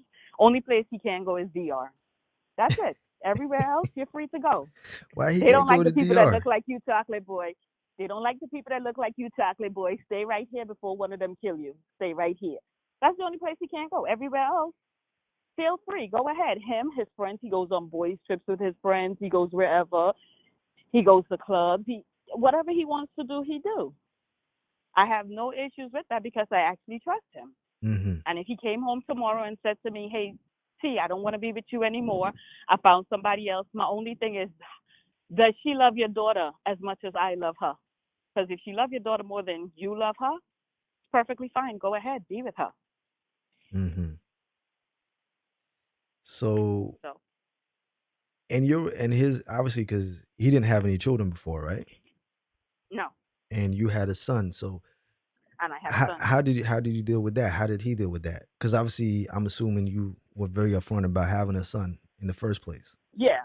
I explained to him that I had a son, and he met my son maybe about 8 months into our relationship because I have a house, and he would come, we would date, go out and things like that. But for the most part, when he would come to the house would actually be the weekend while my son was hanging out with my parents. And while he hung out with my parents, I would hang out with him, and then we would go back and forth that way. But I kept it consistent. He didn't come during the week. He didn't come unless it was a weekday and my son wasn't there. He didn't come during the week, so he didn't interact with my son at all. But he knew there was a child involved, Hmm. so So you I was wanted to, you always wanted to set it up so that you know your son was protected. He was, in case it didn't work out, things like that. right. Yeah, exactly. That's the way So forward. I wanted to make sure that everything was okay and that the relationship, I was secure with the relationship first. And after I was secure with the relationship and I was sure where this relationship was going, then I allowed him to come along and meet and interact with my son and things like that. But my son would know that I'm going out with person X, Mm. hey, I'm going out with so and so. And he's like, oh, okay. All right, cool. All right. And that was the end of it.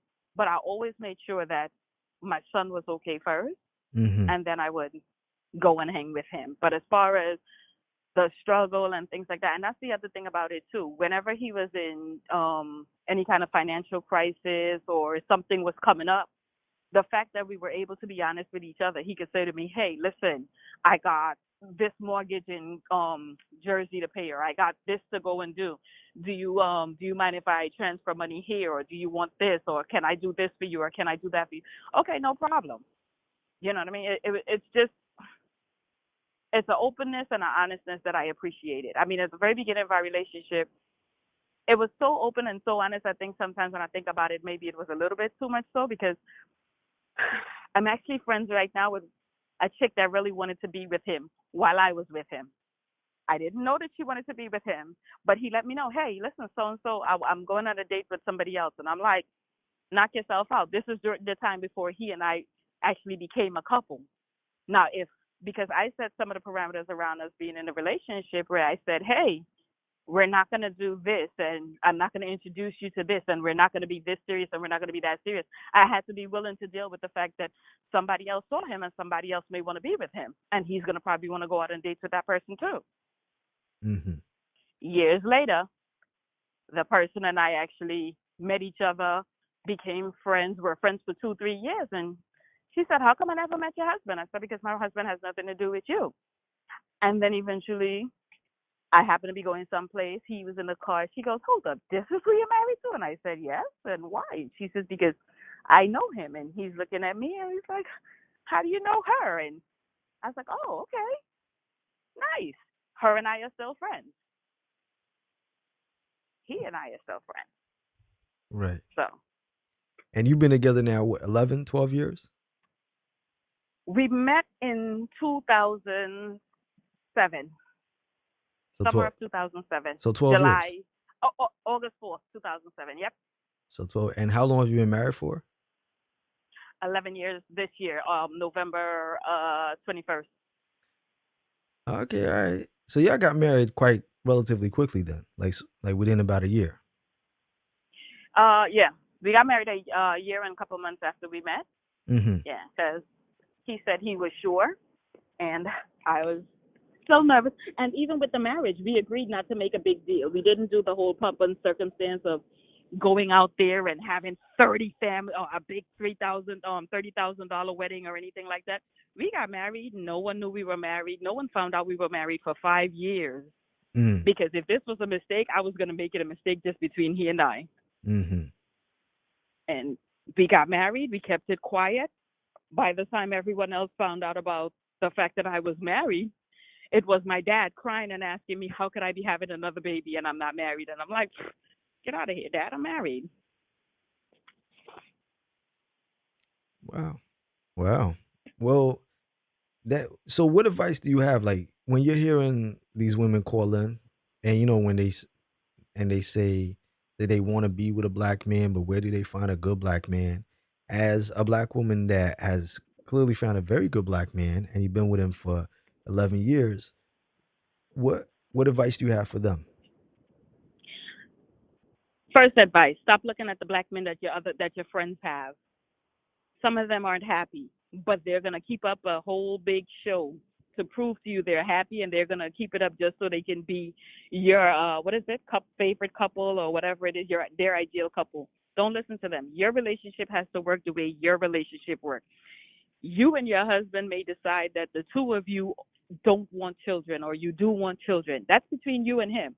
Your relationship is your relationship. So if you get with somebody and you really care about that person, work with that person, but sure that one of the main make sure that one of the main pillars of your relationship is the fact that you want to feel as safe in your relationship as you're making him feel. Mm. Don't be in a relationship with somebody where you're feeling like he's either going to cheat on you, or you're scared he's going to hit you, or you're scared he's just going to up and leave you. If you have to comfort him with extra sex by bringing somebody else into the relationship, you're not in a good relationship. If you have to comfort him by giving him money, you're not in a good relationship. If you have to comfort him by doing things that you're uncomfortable with, you're not in a good relationship. Make sure that the relationship that you're going into and the one that you're accepting is the one that you want to be in. The one that you don't mind if somebody set up a camera in the back room and just watched you guys for days and days and days. It wouldn't just be that you're acting. You legit love this person, and this person legit cares about you. But these women want to know where do they find a man like yours? Like mine? Yeah, they want to know where. Girl, I would tell you in Trinidad, but the truth of the matter is them Trinity boys like sling dick. Don't. Um, what Keno? Let's see. Keno came from a single mother, and because he came from a single mother, he's extra sensitive about women and how people treat black women. He saw his mother tolerate a lot with the kind of people that she worked for and things like that. So he has like a lot of respect for mothers. It doesn't necessarily have to be single mothers, just mothers, period. He has a lot of respect for mothers. So look at how these guys treat their mother. You can hook up with a very nice guy. Okay, for me, if I had to be single all over again and I had to go and look for a dude, I would go someplace like close to a base where officers work, military people, and there are a lot of good black men there. They're busy all the time. They've got a lot of work. They've got heavy workloads. So all they want to do is find somebody so they can be in a relationship and say they're in love and all that wonderful thing. They'll treat you good. You treat them good. And make sure you're not just acting out the relationship. You're actually in the relationship. Well, I met nice train conductors. They're nice train conductors. I met a couple of decent people in But construction because for you, also, because you were in the military, that's obviously you would have a connection with that. But like like with the ladies no, that the ladies that aren't in relationship yet for me. Oh, one of the other things that my husband actually told me that he liked about me is that we would go out sometimes, and for, let's say we decided to go out, I wouldn't just wait for him to pay. I would pay the bill ahead of time and sit down and eat. We leave. It's all good.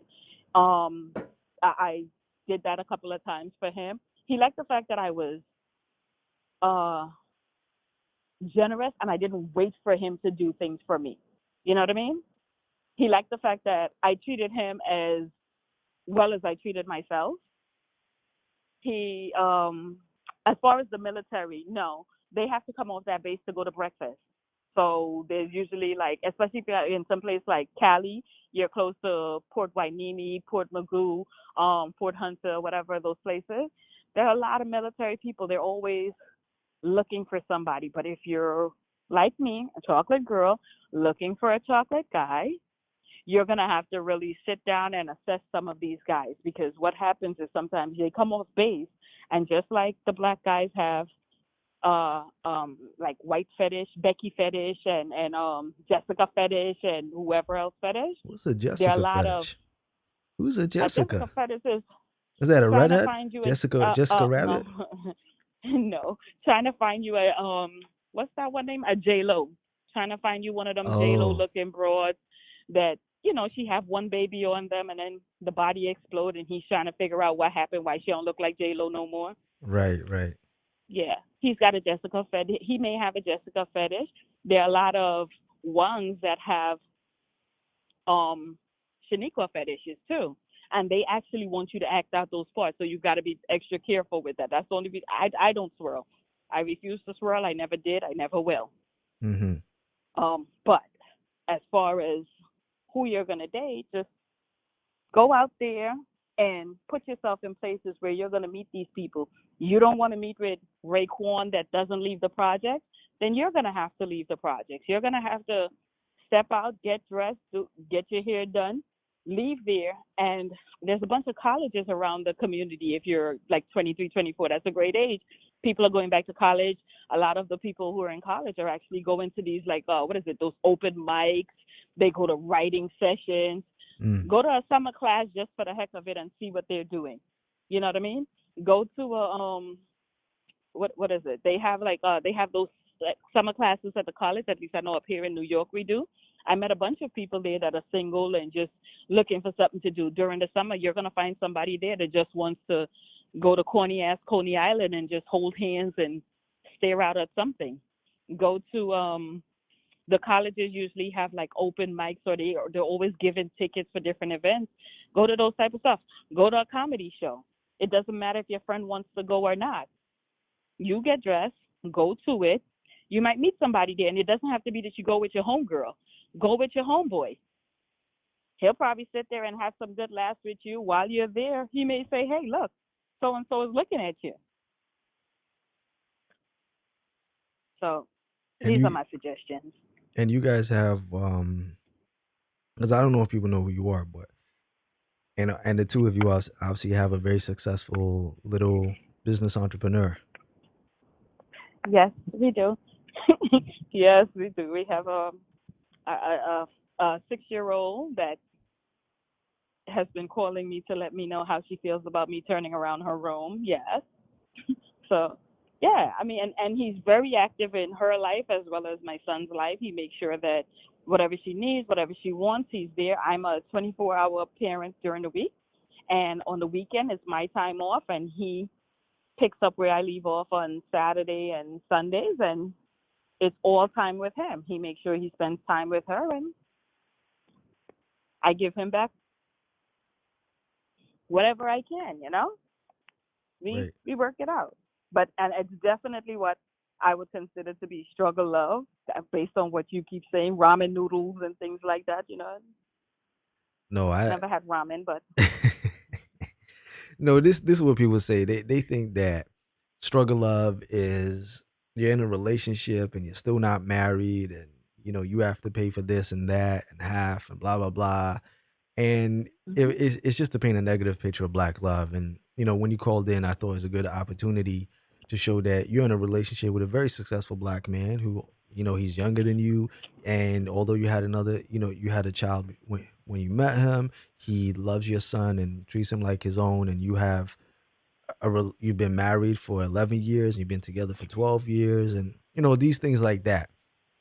And you know and sometimes when they talk about struggle love, they talk about, oh, all these black men, oh, they live off of these black women. And and of course, in your situation, he definitely doesn't live off of you. So, you know, definitely not. I mean, and every guy I've ever met, and that's the other thing too. When you go into a relationship with somebody, make sure that one of the things you're not doing is listening to friends and people who are in sad relationship or people who are so caught up in the ideas that other people put in their head that you're not willing to help the person. You know what I mean? When I met my husband, he was a corpsman in the military. Coming out of the military was a huge transition for him. So he came out of the military, and if you guys know anything at all about the military, you learn a trade in the military a skill that's valuable in the military. But when you come out of the military, sometimes that skill can't be transitioned over to civilian life. He's a corpsman. A corpsman would be like almost like the equivalent of a you're not really a nurse because a nurse is a licensed person, but you're actually functioning in that capacity in the military. I went into the military because I was already a construction worker in my civilian life. So what I did was I went in as a construction worker and came back out, and everything was fine with me because I'd already set up my civilian life before I went into the military. Um, my husband, on the other hand, he went into the military, and coming out of the military, the transition was a little bit difficult. So what he did was he took his resume, went down to the hospital for a job, and they took one look at him and said, "Oh, don't worry about it. We have a job for you." So what they made him was basically a janitor at the hospital, and he was like, "This is not cool." But he did it for a couple of months until he sat there and he looked at me. He said, "This is not cool. What could I do?" And I said to him, "Use your GI Bill. Use your GI Bill. Go to school in the military. If you're ever in the military and you know anything about the military, you get paid to go to school." My name is Tony, and I promise you that everything Uncle Sam puts out there, I'm going to capitalize on. So what I did was I made sure that when I was in the military, I got their GI Bill. I got the benefits for my kids. I made sure that everybody gets everything. So back to him. He got the GI Bill, went to school, studied computers and things like that. Now, after he's finished with that, he's looking around for a job. But a lot of places like to say, a lot of people like to say, Black people aren't good with computers. Black people don't like to do computers. Black people don't know what to do with computers. So he comes back, and after applying for several jobs for several months, he looks at me and he goes, "What am I supposed to do now?" I'm looking at him like, "We could work it out. Don't worry about it. I'm in construction. They always need computer people. Take this number, go in, fill out this application. I've given Angel what is it, the wanted ad for my union several times, where it's you go into the union and they start you off. They started him off at 16.44 an hour. He started off at 16.44 an hour, and now he's no longer making an hourly wage. And he worked his way up. Every 6 months you get a $2 increase until you're actually at full wage, and full wage is $54 an hour. But he's beyond that now because he's actually working with the computers and he's working in the office. He's no longer working with the tools. So had I not decided to help him, I wouldn't have been helping myself. Right. So you benefited when you're in a directly from it. relationship, right? Everything I've ever done from him, and besides him, other relationships that I've had, I've worked with people where I remember the dude I told you looked through my drawer and saw my money and things like that. He has a question about business. He calls me up. "Hey, listen, I'm starting this laundromat business. Where do I go for this? Here's the number to my lawyer. Call this person, call that person. This person will help you do this. This person will help you set up that." Someone else calls me. "Hey, I need to know how to do this. I'm doing this work," or whatever the case is. "Oh, no problem. Here's another contact." And I have given other ex-boyfriends' number. I don't care what you talk about behind my back. The most they could say is, "That girl's helpful at the end of it all." Mm. So it's always being willing and able to help them out. And it's not based on what people said, struggle love. It's not struggle love if you're trying to get that person to get their footing on that next stone. It might be a little bit far. Put your hand up. Help that person out. You never know when you're going to need help. I've had ex-boyfriends that, because my doggone daughter insists on talking about getting, what is it called, stocks and bonds, I've had ex-boyfriends that I've called and been like, "Here, talk to Parker. She'd like to know this or that," or whatever the case is. And then they talk until they're blue in the face and she's somewhat satisfied, and I'm good with it. So I make sure to keep good relationships with the people around me, but I make sure that the people that I keep around me are also quality people to be around me. If the person was a shitty ex, you get rid of them. And that's it. Thank you. Thank you. Thank you. And have a good night, everybody. Thank you, Tony. I appreciate Remember, you. love shows up. Don't push it. Don't settle. And don't let anyone tell you that loving somebody that look like you is wrong. All my friends with the babies that don't look like them babies got problems. A lot of them babies are broken. That's it. Have a good night. Peace. Ouch. She told you what's up, and you get to find out from a black woman herself. Because one of the things that is that a lot of these women and men that are sitting there talking about, oh, black love is struggle love, this, that, and the third, and oh, blah, blah. Most of them are single.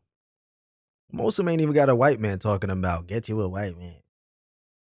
And they'll just take the first white man that gives them something nice or some attention or says, I'll marry you. And that's the truth. And before people start being, oh, but Serena Williams married a millionaire or a billionaire or something like that. All right, go find your billionaire. I love when people use that as an example, right? But Serena, yeah, go find one. I'll wait. Because you obviously can't be patient with black men. So you probably can't be patient when it comes to the white guys either. So either way, patience is a virtue. If you speed it up, it might just hurt you. Slow down, be patient, pay attention. Look at the red sign, the red flags, the warning signs. Know exactly what it is that you want. Deal with it accordingly. And make sure that you yourself are also able to offer the things to yourself that you require and that you want. That way you won't settle when it comes to somebody else. If you are not following me on Instagram, what are you doing with your life? If you're here and you've been listening to the dating advice and the relationship talk, then you really should be following either my Facebook page, my Twitter, or my Instagram. Those are the main, what I call my mainstream social media. That's where you get all of the dating advice, relationship advice. I know people are like, we don't care about that. We just want the pro-black stuff. Where's the pro-black stuff? Where is it? Where is it? Peace, love, and coconut oil.